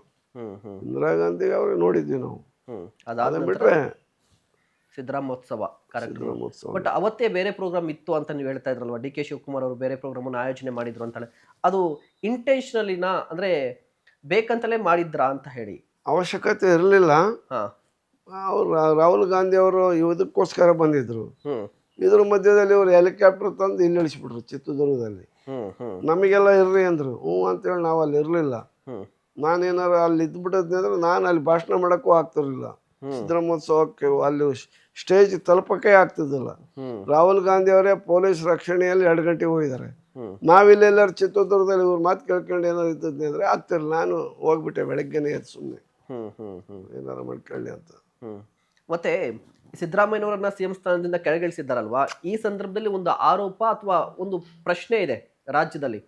ಆ ಸಿದ್ದರಾಮಯ್ಯನವ್ರಿಗೆ ಇಷ್ಟ ಇಲ್ಲದೆ ಇದ್ರೂ ಕೂಡ ಕೆಳಗಿಳಿಸಿದ್ದಾರೆ, ಬಲವಂತದ ರಾಜಕಾರಣ ನಡೆದಿದೆ, ಅಥವಾ ಬಲವಂತವಾಗಿ ಅವರನ್ನ ಸಿಎಂ ಸ್ಥಾನದಿಂದ ಕೆಳಗಿಳಿಸಿದ್ರು ಅಂತ. ಸೊ ನಿಮ್ಗೆ ಏನ್ ಅನಿಸ್ತಾ ಇದೆ ಅದಕ್ಕೆ? ಇಲ್ಲ, ನಮಗೆ ಅವರು 5 ವರ್ಷ ಪೂರ್ಣಾವಧಿವರೆಗೆ ಇರಬೇಕಾಗಿತ್ತು. ಅದರ ಮಧ್ಯದಲ್ಲಿ ಏನೋ ಈ ಡಿ ಕೆ ಶಿವಕುಮಾರ್ ಕೂಡ ಕಾಂಗ್ರೆಸ್ಸಿನ ಅಧ್ಯಕ್ಷರಾಗಿ ಗೆಲುವಿಗೆ ಸಹಕಾರ ಮಾಡಿದ್ದಾರೆ. ಇವ್ರ ಶ್ರಮನೂ ಕೂಡ ಇದೆ ಅಂತಂದೇಳಿ ಆರಂಭದಲ್ಲಿ ಇವ್ರನ್ನ ಸಿದ್ದರಾಮಯ್ಯನವ್ರು ಮುಖ್ಯಮಂತ್ರಿ ಮಾಡೋಂಥ ಸಂದರ್ಭದಲ್ಲಿ ಮುಂದೆ ಒಂದು ದಿನ ಡಿ ಕೆ ಶಿವಕುಮಾರ್ಗೆ ಸ್ವಲ್ಪ ದಿನ ನೀವು ಅವಕಾಶ ಮಾಡಿಕೊಡ್ಬೇಕಾಗತ್ತೆ ಅಂತ ಹೇಳಿದ್ರಂಗೆ ಕಾಣ್ತಾ ಇದೆ. ಮೇಲ್ನೋಟಕ್ಕೆ ಕಾಣಿಸ್ತಾ ಇದೆ ಅಥವಾ ಕಾಣಿಸ್ತಾ ಇದೆ. ಹಿಂಗಾಗಿ 3 ವರ್ಷ ಆದಮೇಲೆ ಸಹಜವಾಗಿ ಅವ್ರನ್ನ ಕರೆದು ಈಗ ನಾವು ಡಿ ಕೆ ಶಿವಕುಮಾರ್ ಮಾಡ್ತೀವಿ, ಮತ್ತೆ ನೀವು ರಾಜೀನಾಮೆ ಕೊಡ್ಬೇಕಲ್ಲ ಅಂತ ಕೇಳಿ ತಗೊಳ್ರಿ ಆಯ್ತು ಅಂತಂದೇಳಿ ಹಂಗೆ ರಾಜೀನಾಮೆ ಕೊಟ್ಟು ಬಂದ್ಬಿಟ್ರು. ಬಟ್ ಈ ಅವಕಾಶ ಡಾಕ್ಟರ್ ಜಿ ಪರಮೇಶ್ವರ್ ಅವ್ರಿಗೆ ಯಾಕೆ ಸಿಗ್ಲಿಲ್ಲ 2013ರಲ್ಲಿ? ಈ ರೀತಿ ಆಗಿದ್ರೆ ಕೆಪಿಸಿಸಿ ಅಧ್ಯಕ್ಷರಾಗಿ ಡಾಕ್ಟರ್ ಜಿ ಪರಮೇಶ್ವರ್ ಅವರು ಕೂಡ ಹೆಚ್ಚು ವರ್ಷಗಳ ಕಾಲ ಇದ್ರು. ಅವರ ಅಧ್ಯಕ್ಷತೆಯಲ್ಲೂ ಕೂಡ ಕಾಂಗ್ರೆಸ್ ಪಕ್ಷ ಅಧಿಕಾರಕ್ಕೆ ಬಂದಿತ್ತು, ಸಿಎಂ ಮಾಡುವಂತ ಅವಕಾಶವೂ ಇತ್ತು. ಬಟ್ ಡಿ ಕೆ ಶಿವಕುಮಾರ್ ಅವ್ರಿಗೆ ಸಿಕ್ಕಂತ ಅವಕಾಶ ಡಾಕ್ಟರ್ ಜಿ ಪರಮೇಶ್ವರ್ ಅವ್ರಿಗೆ ಯಾಕೆ ಸಿಗ್ಲಿಲ್ಲ? ಆಗ ಪರಮೇಶ್ವರ್ ಅವರು ಸೋಲನ್ನು ಅನುಭವಿಸ್ಬಿಡ್ತಾರೆ. ಅವ್ರಿಗೂ ಕೂಡ ಏನೋ ಪ್ಯಾಕೇಜ್ ಮಾಡಿ ಸೋಲ್ಸಿರ್ತಾರೆ. ಅವರು ಗೆಲ್ಲಿಲ್ಲ, ಸೋಲ್ಸಿದ್ದು ಅವರು ಗೆಲ್ಲಿಲ್ಲ. ಗೆಲ್ಲಬೇಕಾಗಿತ್ತು, ಅವರು ಗೆಲ್ಲಿಲ್ಲ. ಆದರೆ ಸಿದ್ದರಾಮಯ್ಯನೇ ಜನ ಮುಖ್ಯಮಂತ್ರಿ ಆಗಬೇಕು ಅಂತಂದೇಳಿ 13ರಲ್ಲಿ ಜನಾದೇಶನೂ ಇದ್ದದ್ದು ಸಿದ್ದರಾಮಯ್ಯ. 23ರಲ್ಲೂ ಕೂಡ ಇವರೇ ಮುಖ್ಯಮಂತ್ರಿ ಆಗ್ಬೇಕು ಅನ್ನೋದು ಆ ಜನಾದೇಶ. ಅದರಂತೆ ಆಯ್ತು. ಬಟ್ 2013ರಲ್ಲಿ ಈಗ ಡಿ ಕೆ ಶಿವಕುಮಾರ್ ಅವರ ಪರವಾಗಿ ಯಾವೆಲ್ಲ ಒಕ್ಕಲಿಗ ನಾಯಕರು ನಿಂತ್ಕೊಂಡ್ರಲ್ವಾ, ಡಿ ಕೆ ಶಿವಕುಮಾರ್ ಸಿಎಂ ಆಗ್ಲೇಬೇಕು ಅಂತ ಹೇಳಿ. ಯಾವಾಗ? ಈಗ ಅವಧಿಯಲ್ಲಿ 2013ರಲ್ಲಿ, ಅಂದ್ರೆ 2023ರಲ್ಲಿ ಈಗ ಡಿ ಕೆ ಶಿವಕುಮಾರ್ ಸಿಎಂ ಆಗ್ಬೇಕು ಅಂತ ಒಂದಿಷ್ಟು ಒಕ್ಕಲಿಗ ನಾಯಕರು ನಿಂತ್ಕೊಂಡ್ರು ಅವ್ರ ಜೊತೆಯಲ್ಲಿ. ಬಟ್ 2013ರಲ್ಲಿ ಪರಮೇಶ್ವರ್ ಅವರು ಸಿಎಂ ಆಗ್ಬೇಕು ಅಂತ ಯಾವ ದಲಿತ ಸಮುದಾಯದ ನಾಯಕರು ಕೂಡ ಪಟ್ಟಾಗಿ ನಿಂತ್ಕೊಳ್ಳಿಲ್ಲ, ಒಗ್ಗಟ್ಟು ಪ್ರದರ್ಶನ ಮಾಡಲಿಲ್ಲ ಅನ್ನುವಂತ ಆರೋಪ ಇದೆ. ಈಗ ಯಾವೊಬ್ಬ ದಲಿತ ನಾಯಕನು ಕೂಡ ಮಾಡಲಾರದಷ್ಟು ಕಾರ್ಯಕ್ರಮಗಳನ್ನು ದಲಿತರಿಗೋಸ್ಕರ ಹಾಕಿದ್ರು. ದಲಿತ ಉದ್ಧಾರವನ್ನು ಮಾಡಿದರು. ನನ್ನನ್ನು ಸಮಾಜ ಕಲ್ಯಾಣ ಮಂತ್ರಿಯನ್ನಾಗಿ ಮಾಡಿದರು. ನಾನು ಒಂದು SCP-TSP ಅಂತಕ್ಕಂಥ ಒಂದು ಕಾಯ್ದೆನ ತಗೊಂಬಂದು ಆರ್ಥಿಕ ಮೀಸಲಾತಿ 24.1% ಅಭಿವೃದ್ಧಿ ಹಣದಲ್ಲಿ, ರಾಜ್ಯದ ಬಡ್ಜೆಟಿನ ಅಭಿವೃದ್ಧಿ ಹಣದಲ್ಲಿ ಆ ಹಣನ ಈ ವರ್ಗಕ್ಕೋಸ್ಕರ, ಈ ವರ್ಗದ ಕಲ್ಯಾಣಕ್ಕೋಸ್ಕರ ಮೀಸಲಿಡಬೇಕು ಅಂತೇಳಿ ಆ ಒಂದು ಕ್ರಾಂತಿಕಾರಕವಾದಂಥ ಕಾಯ್ದೆನ ನನ್ನ ಮೂಲಕ ಮಂಡಿಸಿ ಅದನ್ನು ಕಾನೂನನ್ನಾಗಿ ಮಾಡಿ ಜಾರಿ ತರ್ತಾರೆ. ತಿಳಿದ್ರಾ? ಅದನ್ನು ಯಾರು ಕೂಡ ಮಾಡ್ಲಿಕ್ಕೆ ಸಾಧ್ಯ ಇರಲಿಲ್ಲ. ಓಕೆ. ಬಟ್ ಇದೇ SP-TSP ಹಣವನ್ನ ಗ್ಯಾರಂಟಿಗಳಿಗೆ ಬಳಕೆ ಮಾಡಿಕೊಂಡ್ರು ಅನ್ನುವಂಥ ಆರೋಪ ಕೂಡ ಬಂತು. ಅಲ್ಲ, SCP-TSP ಹಣನ ಸ್ವಲ್ಪ ಬಳಕೆ ಆಗಿದೆ. ಈಗ 60,000 ಕೋಟಿಯಷ್ಟು ಹಣ ನೇರವಾಗಿ ಯಾವ ಮಧ್ಯವರ್ತಿಗಳ ಅವಳಿ ಇಲ್ಲದೆ, ಯಾವುದೇ ಒಂದು ಲಂಚ ರುಸುವಾತ್ ಇಲ್ಲದೆ ಅದು ಬಳಕೆ ಆಗ್ತಾ ಇದೆ ಅಂತಂದರೆ ಅವ್ರಿಗೆ ನೇರವಾಗಿ ಅವ್ರಿಗೆ ಜೀವನೋಪಯೋಗಕ್ಕೆ ಜೀವನೋಪಯೋಗ ಮತ್ತು ಅವ್ರು ಜೀವನ ಮಾಡ್ತಿದ್ದಾರೆ ಅನ್ನೋದಾದರೆ ಈ ಹಣ ಅಲ್ಲಿ ಕೂಡ SC-STಗಳಿಗೆ ಕೊಡ್ತೀವಿ. ಹಣನೂ ಕೂಡ ಅಂತ ಜಾಸ್ತಿ ಏನಿಲ್ಲ. ಈಗ 40,000 ಕೋಟಿ ಇರ್ಬೇಕೀಗ ನಮ್ಮದು ಹಣ. ಅದರಲ್ಲಿ ಒಂದು 12,000 ಕೋಟಿ ಏನೋ ಹೋಗ್ತಾ ಇದೆ ಅಷ್ಟೇ. ಓಕೆ. ಇನ್ನು ಉಳಿದ ಹಣನೆಲ್ಲವನ್ನು ಕೂಡ ಬೇರೆ ಬೇರೆ ಶಿಕ್ಷಣಕ್ಕೆ ಅದಕ್ಕೆಲ್ಲ ಬಳಸ್ತಾ ಇದೆ. ಮತ್ತೆ ಈಗ ಇನ್ನೊಂದು ಅಂದಾಜು ಆಗ್ತಾ ಇದೆ, ನೀವೇ ಹೇಳಿದ ಮಾತೀಗ 2013ರಲ್ಲಿ ಸಿದ್ದರಾಮಯ್ಯ ಅವರನ್ನ ನೋಡಿ ಕಾಂಗ್ರೆಸ್ ಅನ್ನ ಗೆಲ್ಲಿಸಿದ್ರು ರಾಜ್ಯದ ಮತದಾರರು. 2023ರಲ್ಲಿ ಸಿದ್ದರಾಮಯ್ಯ ಅವರನ್ನ ನೋಡಿ ರಾಜ್ಯದ ಮತದಾರರು ಕಾಂಗ್ರೆಸ್ ಅನ್ನ ಗೆಲ್ಲಿಸಿದ್ರು. 2028ರಲ್ಲಿ ಯಾರನ್ನ ನೋಡಿ ಕಾಂಗ್ರೆಸ್ಗೆ ಮತ ಹಾಕಬೇಕು ರಾಜ್ಯದ ಜನ ಅಂತ ಬಂದಾಗ ಏನ್ ಹೇಳ್ತೀರಿ? ಈಗ 2028 ಚುನಾವಣೆಯಲ್ಲಿ ನಮ್ಮ ಸಿದ್ದರಾಮಯ್ಯನವರು ಕೂಡ ಪ್ರಮುಖವಾಗಿರ್ತಾರೆ, ಕಿಂಗ್ ಮೇಕರ್ ಆಗಿ, ಸಿಎಂ ಆಗುವಂತ ಅವಕಾಶ ಇದೆಯಾ? ರಾಜಗುರು ಆಗಿರ್ತಾರೆ. ಅವರು ಚುನಾವಣೆ ನಾನು ನಿಲ್ಲಲ್ಲ ಅಂತಂದು ಹೇಳ್ಬಿಡಿದ್ರೆ, ಎಲೆಕ್ಷನ್ ಪಾಲಿಟಿಕ್ಸ್ಗೆ ನಾನು ಹೋಗಲ್ಲ, ರಾಜಕೀಯ ಬಿಡಲ್ಲ, ರಾಜಕೀಯ ಮಾಡ್ತೀನಿ, ಕಾಂಗ್ರೆಸ್ ಪಾರ್ಟಿನ ಕಟ್ತೀನಿ, ಕಾಂಗ್ರೆಸ್ ಪಕ್ಷವನ್ನು ಬಲಗೊಳಿಸ್ತೀನಿ, ಮುಂದಿನ 28ರ ಚುನಾವಣೆ ಇರ್ಬೋದು, 29ರ ಲೋಕಸಭಾ ಚುನಾವಣೆ ಇರ್ಬೋದು, ಎರಡು ಚುನಾವಣೆಯಲ್ಲೂ ಕೂಡ ನಾನು ಸಕ್ರಿಯವಾಗಿ ಪಾಲ್ಗೊಂಡು ಅಧಿಕಾರಕ್ಕೆ ತರುವಂಥ, ಹೆಚ್ಚು ಪಾರ್ಲಿಮೆಂಟ್ ಮೆಂಬರ್ ಮಾಡುವಂಥ ಕೆಲಸನ ನಾನು ಮಾಡ್ತೀನಿ ಅಂತೇಳಿ ಈಗಾಗಲೇ ಘೋಷಣೆ ಮಾಡಿದ್ದಾರೆ. ಈಗ ಹರಿಪ್ರಸಾದ್ ಅವರು ಒಬ್ಬ ದೊಡ್ಡ ನಾಯಕ, ಹಿರಿಯ ನಾಯಕ, ಅವರು ಕೂಡ ಅಂತ ಒಬ್ಬ ಸಮರ್ಥ ಹಿರಿಯ ಕಾಂಗ್ರೆಸ್ಸಿನ ಕಟ್ಟಾಳು ಬಿ ಕೆ ಹರಿಪ್ರಸಾದ್ ಅವರು ಕಾಂಗ್ರೆಸ್ಸಿನ ಅಧ್ಯಕ್ಷರಾಗಿದ್ದಾರೆ. ಆಮೇಲೆ ಮುಖ್ಯಮಂತ್ರಿಯಾಗಿ ಡಿ ಕೆ ಶಿವಕುಮಾರ್ ಅವರು ಇದ್ದಾರೆ. 3 ಜನ ಲೀಡರ್ಗಳಿದ್ದಾರೆ. ಈಗ ಸಿದ್ದರಾಮಯ್ಯನವ್ರ ಮಾರ್ಗದರ್ಶನದಲ್ಲಿ 3 ಜನನು ಕೂಡ ಅವರು ಹೋಗ್ತಾರೆ. ನಮ್ಮಂತರ ಅನೇಕ ಜನರ ನಾಯಕರಿದ್ದೀವಿ, ಎಲ್ಲರೂ ಕೂಡ ಸಾಮೂಹಿಕ ನಾಯಕತ್ವದಲ್ಲಿ ಚುನಾವಣೆಯನ್ನು ಎದುರಿಸಿ 28ರಲ್ಲಿ ಅಧಿಕಾರಕ್ಕೆ ಬರುತ್ತೆ ಅಂತ. ಬಟ್ ಈಗ ಸಿದ್ದರಾಮಯ್ಯನವರನ್ನ ಕೆಳಗಿಳಿಸಿದ ಕಾರಣಕ್ಕಾಗಿ ಪಕ್ಷಕ್ಕೇನು ಡ್ಯಾಮೇಜ್ ಆಗಿಲ್ಲ ಅಂತ ಅನಿಸ್ತಾ ಇದೆಯಾ ನಿಮ್ಗೆ? ಕೆಲವರು ಪಾಪ ನೋವನ್ನು ಅನುಭವಿಸಿದ್ದಾರೆ. ಆಮೇಲೆ ಕೆಲವು ಸಮುದಾಯದಲ್ಲಿ ಎಲ್ಲ ಇರಬೇಕಾಯಿತು ಅಂತೇಳಿ ಅಂತಾರೆ. ಆಮೇಲೆ ಅದು ಸ್ವಲ್ಪ ಇವರು ಯಾವಾಗ ನಾನೇ ಸ್ವಯಂವಾಗಿ ರಾಜೀನಾಮೆ ಕೊಟ್ಟಿದ್ದೀನಿ, ಬೇರೆಯವ್ರಿಗೆ ಒಂದು ಅವಕಾಶ ಆಗಲಿ ಅಂತೇಳಿ ಮಾಡಿದ್ದೀನಿ ಅಂತ ಹೇಳಿದಾಗ, ನಾವು ಕೂಡ ಇದೊಂದು ಸಿದ್ದರಾಮಯ್ಯನವ್ರು ತ್ಯಾಗ ಮಾಡಿ ಮತ್ತೊಬ್ಬರಿಗೆ ಅವಕಾಶ ಕೊಟ್ಟರು. ಇಂಥ ನಾಯಕರು ಇಡೀ ರಾಷ್ಟ್ರದಲ್ಲಿ ಸಿಗೋದು ಭಾಳ ಕಷ್ಟ. ಒಂದು ಗ್ರಾಮ ಪಂಚಾಯತಿ ಅಧ್ಯಕ್ಷರಿಗೆ ನಾವು ಬಿಟ್ಕೊಡಕ್ಕಾಗದೇ ಇರೋ ಈ ಸಂದರ್ಭದಲ್ಲಿ ಮುಖ್ಯಮಂತ್ರಿ ಸ್ಥಾನನ ಬಿಟ್ಕೊಟ್ರಲ್ಲ, ಬಿಟ್ಕೊಟ್ಟು ಅವ್ರು ತಮ್ಮ ದೊಡ್ಡತನವನ್ನು ತೋರಿಸಿದ್ದಾರೆ. ಆಮೇಲೆ ಅವರು ಕೂಡ ಮಾತನಾಡೋದು ನನಗೆ ಪಾರ್ಟಿ ಅವಕಾಶ ಮಾಡಿಕೊಡ್ತು. 13ರಿಂದ 18ರವರೆಗೆ ಮುಖ್ಯಮಂತ್ರಿಯನ್ನಾಗಿ ಮಾಡಿದರು. 23ರಲ್ಲಿ 26ವರೆಗೆ 3 ವರ್ಷ.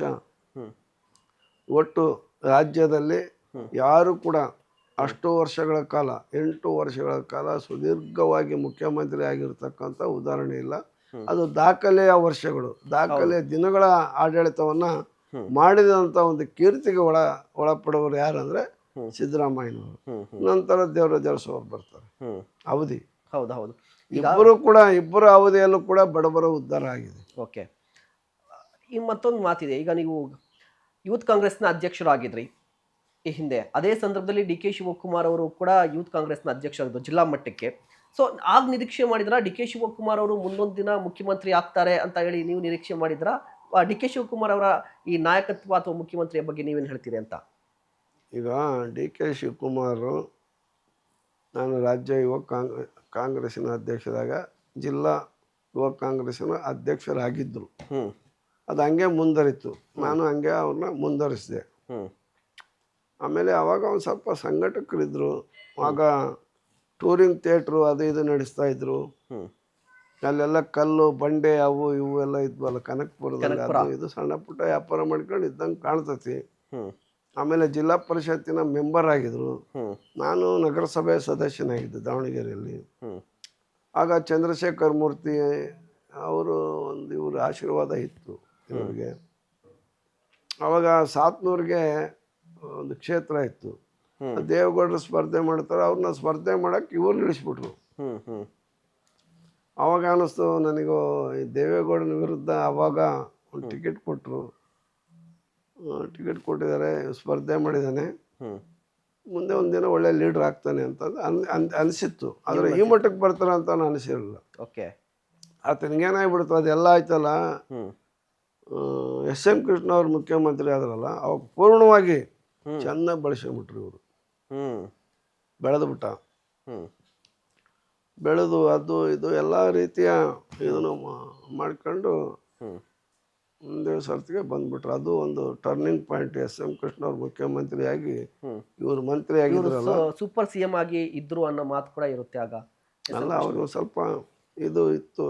ಹ್ಮ್ ಒಟ್ಟಾರೆ ಆ ಸಂದರ್ಭದಲ್ಲಿ ಹ್ಮ್ ಚೆನ್ನಾಗಿ ಬೆಳೆದ್ರು, ಓಕೆ. ಬೆಳ್ಕೊಂಡ್ರು. ಮತ್ತೆ ಈಗ ಸಿದ್ದರಾಮಯ್ಯವ್ರ ವಿಚಾರಕ್ಕೆ ಮತ್ತೆ ಬರ್ತಾ ಇದ್ರಿ. ನೀವು ಹಿಂದೆ ಒಂದು ಮಾತು ಹೇಳ್ತೀರಿ ಸಿದ್ದರಾಮಯ್ಯವ್ರ ಬಗ್ಗೆ, ಆ ಅಯೋಧ್ಯೆಯ ರಾಮ ಬಿಜೆಪಿಯ ರಾಮ, ನನ್ನ ರಾಮ ಸಿದ್ದರಾಮಯ್ಯನವರು ಅಂತ ಹೇಳಿ. ಸೊ ಅಷ್ಟೊಂದು ಪ್ರೀತಿ ಸಿದ್ದರಾಮಯ್ಯವ್ರ ಮೇಲೆ ಯಾಕೆ ಅಂತ ಮತ್ತೆ ಅದೇ ಪ್ರಶ್ನೆ. ಯಾಕಂದ್ರೆ ಕಾಂಗ್ರೆಸ್ನಲ್ಲಿ ದೊಡ್ಡ ದೊಡ್ಡ ನಾಯಕರು ನಿಮ್ಗೆ ನೋಡಿದ್ದೀರಿ ನೀವು ಆಲ್ರೆಡಿ.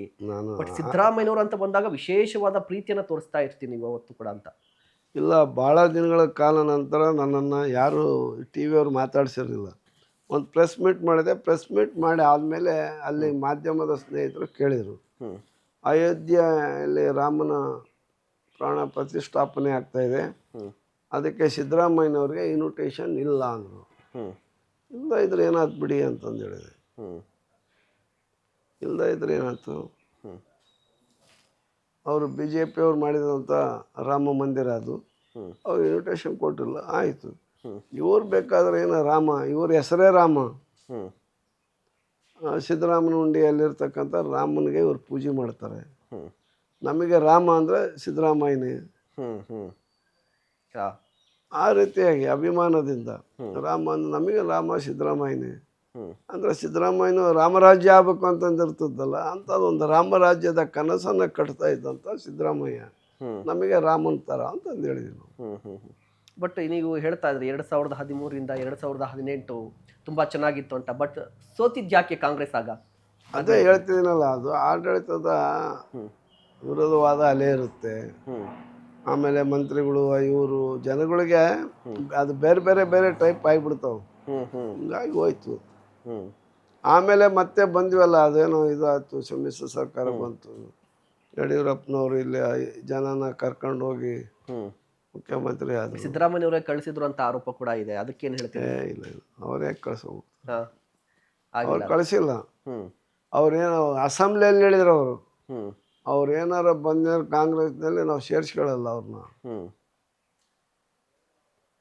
ಓಕೆ, ಜೋರಾಗಿ ಹೇಳಿದರು. ಓಕೆ, ಈಗ ಒಳ ಮೀಸಲಾತಿ ವಿಚಾರಕ್ಕೆ ಬಂದ್ಬಿಡ್ತೀನಿ. ಒಳ ಮೀಸಲಾತಿ ವಿಚಾರದಲ್ಲಿ ನೀವು ತುಂಬ ಹೋರಾಟವನ್ನು ಮಾಡಿದಿರಿ. ನೀವು ಕೂಡ ಮುಖ್ಯ ಸಚಿವರಾಗಿದ್ದಂತಹ ಸಂದರ್ಭದಲ್ಲಿ ಹೈದರಾಬಾದ್ಗೆಲ್ಲ ಹೋಗಿದ್ರಿ, ಮಾದಿಗ ದಂಡೋರ ಅಂತ ದೊಡ್ಡ ಕಾರ್ಯಕ್ರಮವನ್ನು ಮಾಡಿದ್ರಿ. ಸೊ ಅಂತಿಮವಾಗಿ ಸಿದ್ದರಾಮಯ್ಯನವರ ಅವಧಿಯಲ್ಲೇ ಒಳ ಮೀಸಲಾತಿ ಹಂಚಿಕೆ ಆಗಿದೆ. ಸೊ ನಿಮಗೆ ಸ್ಯಾಟಿಸ್ಫ್ಯಾಕ್ಷನ್ ಇದೆಯಾ? ಸಾಮಾಜಿಕ ನ್ಯಾಯ ಸಿಕ್ತು ಅಂತ ಅನಿಸ್ತಾ ಇದೆಯಾ ಈ ಮೀಸಲಾತಿ ಹಂಚಿಕೆಯಲ್ಲಿ? ನೋಡಿ, ನಾವು 30-35 ವರ್ಷಗಳಿಂದ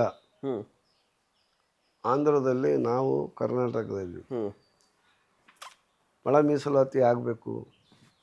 ನಾವು ಅಸ್ಪೃಶ್ಯರು, ಮಾದಿಗರು ಬಹುಸಂಖ್ಯೆಯಲ್ಲಿದ್ದೀವಿ. ನಮಗೆ ಯಾವುದೇ ರೀತಿಯ ಸೌಲಭ್ಯಗಳು ಸಿಗ್ತಾ ಇಲ್ಲ. ಉದ್ಯೋಗ ಇರ್ಬೋದು, ಉನ್ನತ ಶಿಕ್ಷಣದ ಸೀಟುಗಳು ಕೂಡ ನಮಗೆ ಲಭಿಸ್ತಾ ಇಲ್ಲ. ಅದರಿಂದ ನಮ್ಮ ಜನಸಂಖ್ಯೆಗೆ ಅನುಗುಣವಾಗಿ ಸಿಗಬೇಕಾದಂಥ ಈ ಸೌಲಭ್ಯಗಳು ಉದ್ಯೋಗ ಮತ್ತು ಶಿಕ್ಷಣದಲ್ಲಿ ದೊರೀತಾ ಇಲ್ಲ.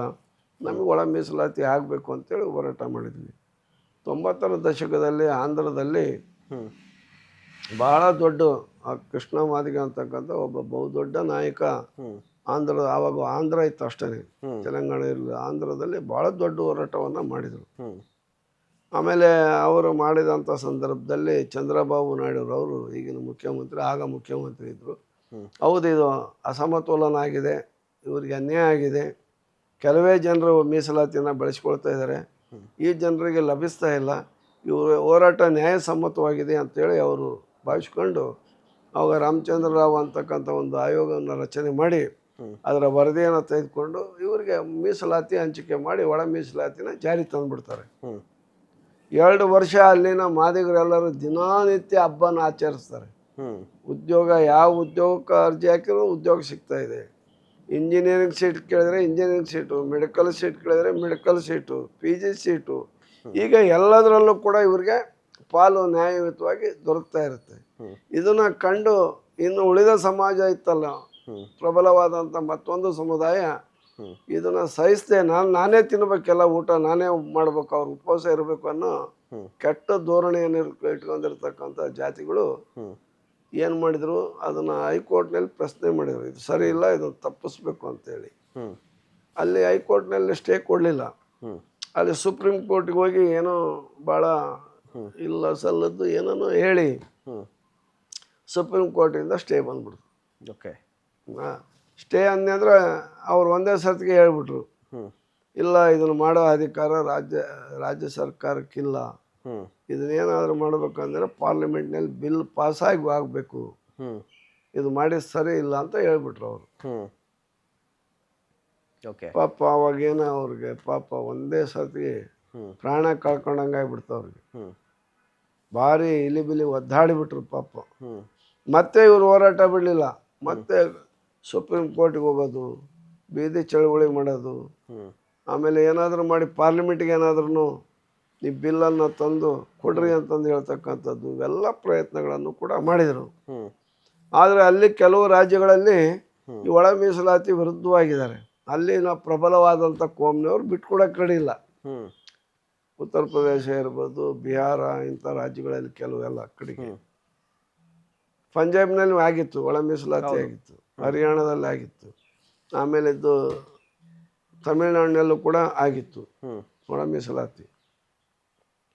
ಹೀಗಾಗಿ ಅಲ್ಲಿ ಹೋರಾಟ, ಇದು ನಾವು ಹೋರಾಟ ಅದೆಲ್ಲ ಮಾಡಿದ್ವಿ. ಕೋರ್ಟ್ನಲ್ಲಿ ಅರುಣ್ ಮಿಶ್ರಾ ಅಂತಕ್ಕಂಥ 5 ಜನ ನ್ಯಾಯಪೀಠ, 5 ಜನ ಸಂತೋಷ್ ಹೆಗ್ಡೆಯ ನೇತೃತ್ವದಲ್ಲಿ ಆದಂಥ ಒಂದು ತೀರ್ಪಿನ ವಿರುದ್ಧವಾಗಿ ಅವರ ಅಭಿಪ್ರಾಯ ವ್ಯಕ್ತಪಡಿಸಿದರು.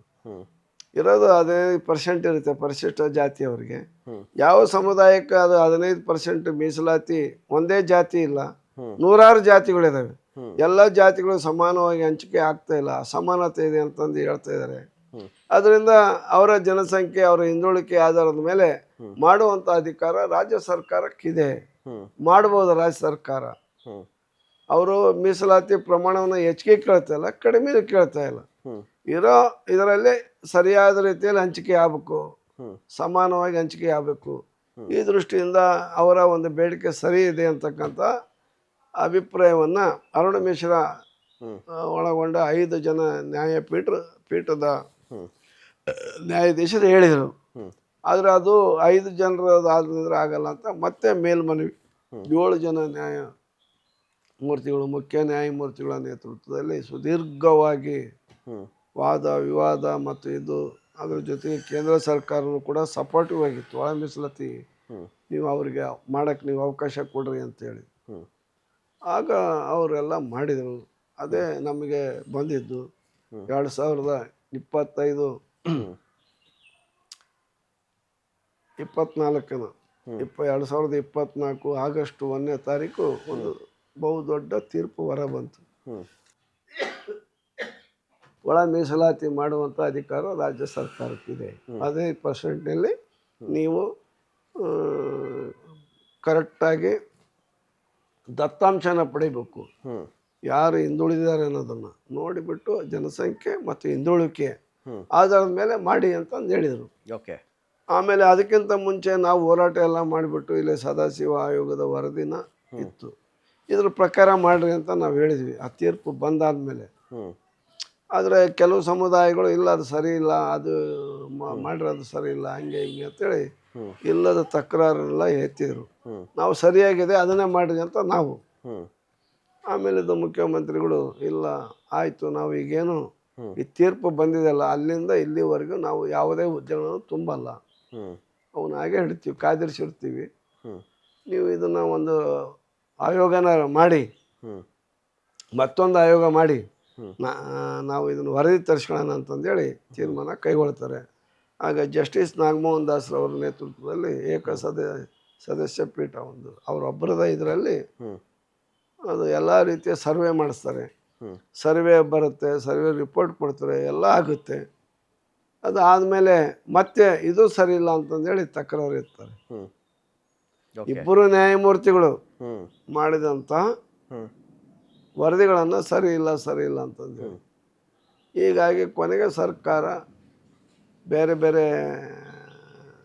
ಅವ್ರ ವರದಿನ ಸ್ವಲ್ಪ ತಿರುಚಿ ವಯೋಮೀಡಿಯಾ ಥರ ಮಾಡಿ, ಪಂಚಾಯತಿ ಮಾಡ್ತಾರಲ್ಲ ಹಂಗೆ ಮಾಡಿ, ಇವ್ರಿಗೆ 6 ಅವ್ರಿಗೆ 6 ಅಂತ 17% ಇದ್ದಾಗ ಅವ್ರಿಗೆ 6 ಇವ್ರಿಗೆ 6 ಅವ್ರಿಗೊಂದು 5 3 ಭಾಗನ ಮಾಡಿದರು. ಹ್ಮ್ ಮಾಡಿ ಆದಮೇಲೆ ಅದಕ್ಕೂ ಕೂಡ ಕೆಲವರು ಪಾಪ ಈ ಅಲೆಮಾರಿ ಜನ ಇದ್ದರು, ಹ್ಮ್ ಅವ್ರಿಗೆ 1% ಕೊಡಬೇಕು ಅಂತ ಹೇಳಿದರು. ಅದನ್ನು ಮಾಡಲಿಲ್ಲ, ಏನಿಲ್ಲ. ಅದು ಆಯೋಗ ಮಾಡಿ ಹೇಳಿದ್ದಾನೆ. ಇವರೇ ಬೇರೆ ಬೇರೆ ಎಲ್ಲ ಮಾಡಿದರು. ಹ್ಮ್ ಮಾಡಿ ಆದಮೇಲೆ ಈಗ ಅನುಷ್ಠಾನ ಆಗಿದೆ. ಹ್ಮ್ ಅದರಲ್ಲಿ ಅನೇಕ ದೋಷಗಳಿದೆ. ಹ್ಮ್ ರೋಸ್ಟರ್ ಬಿಂದು ಹ್ಮ್ ರೋಸ್ಟರ್ ಬಿಂದು ಮಾಡುವಲ್ಲಿ ಹ್ಮ್ ಭಾಳ ತಾರತಮ್ಯನ ಎದುರಿಸಿದ್ದಾರೆ. ಹ್ಮ್ ಅದು ಸರಿ ಇಲ್ಲ. ಹ್ಮ್ ಈಗ ಅದನ್ನು ಕೂಡ ನಾವು ಹೋರಾಟ ಮಾಡಬೇಕು.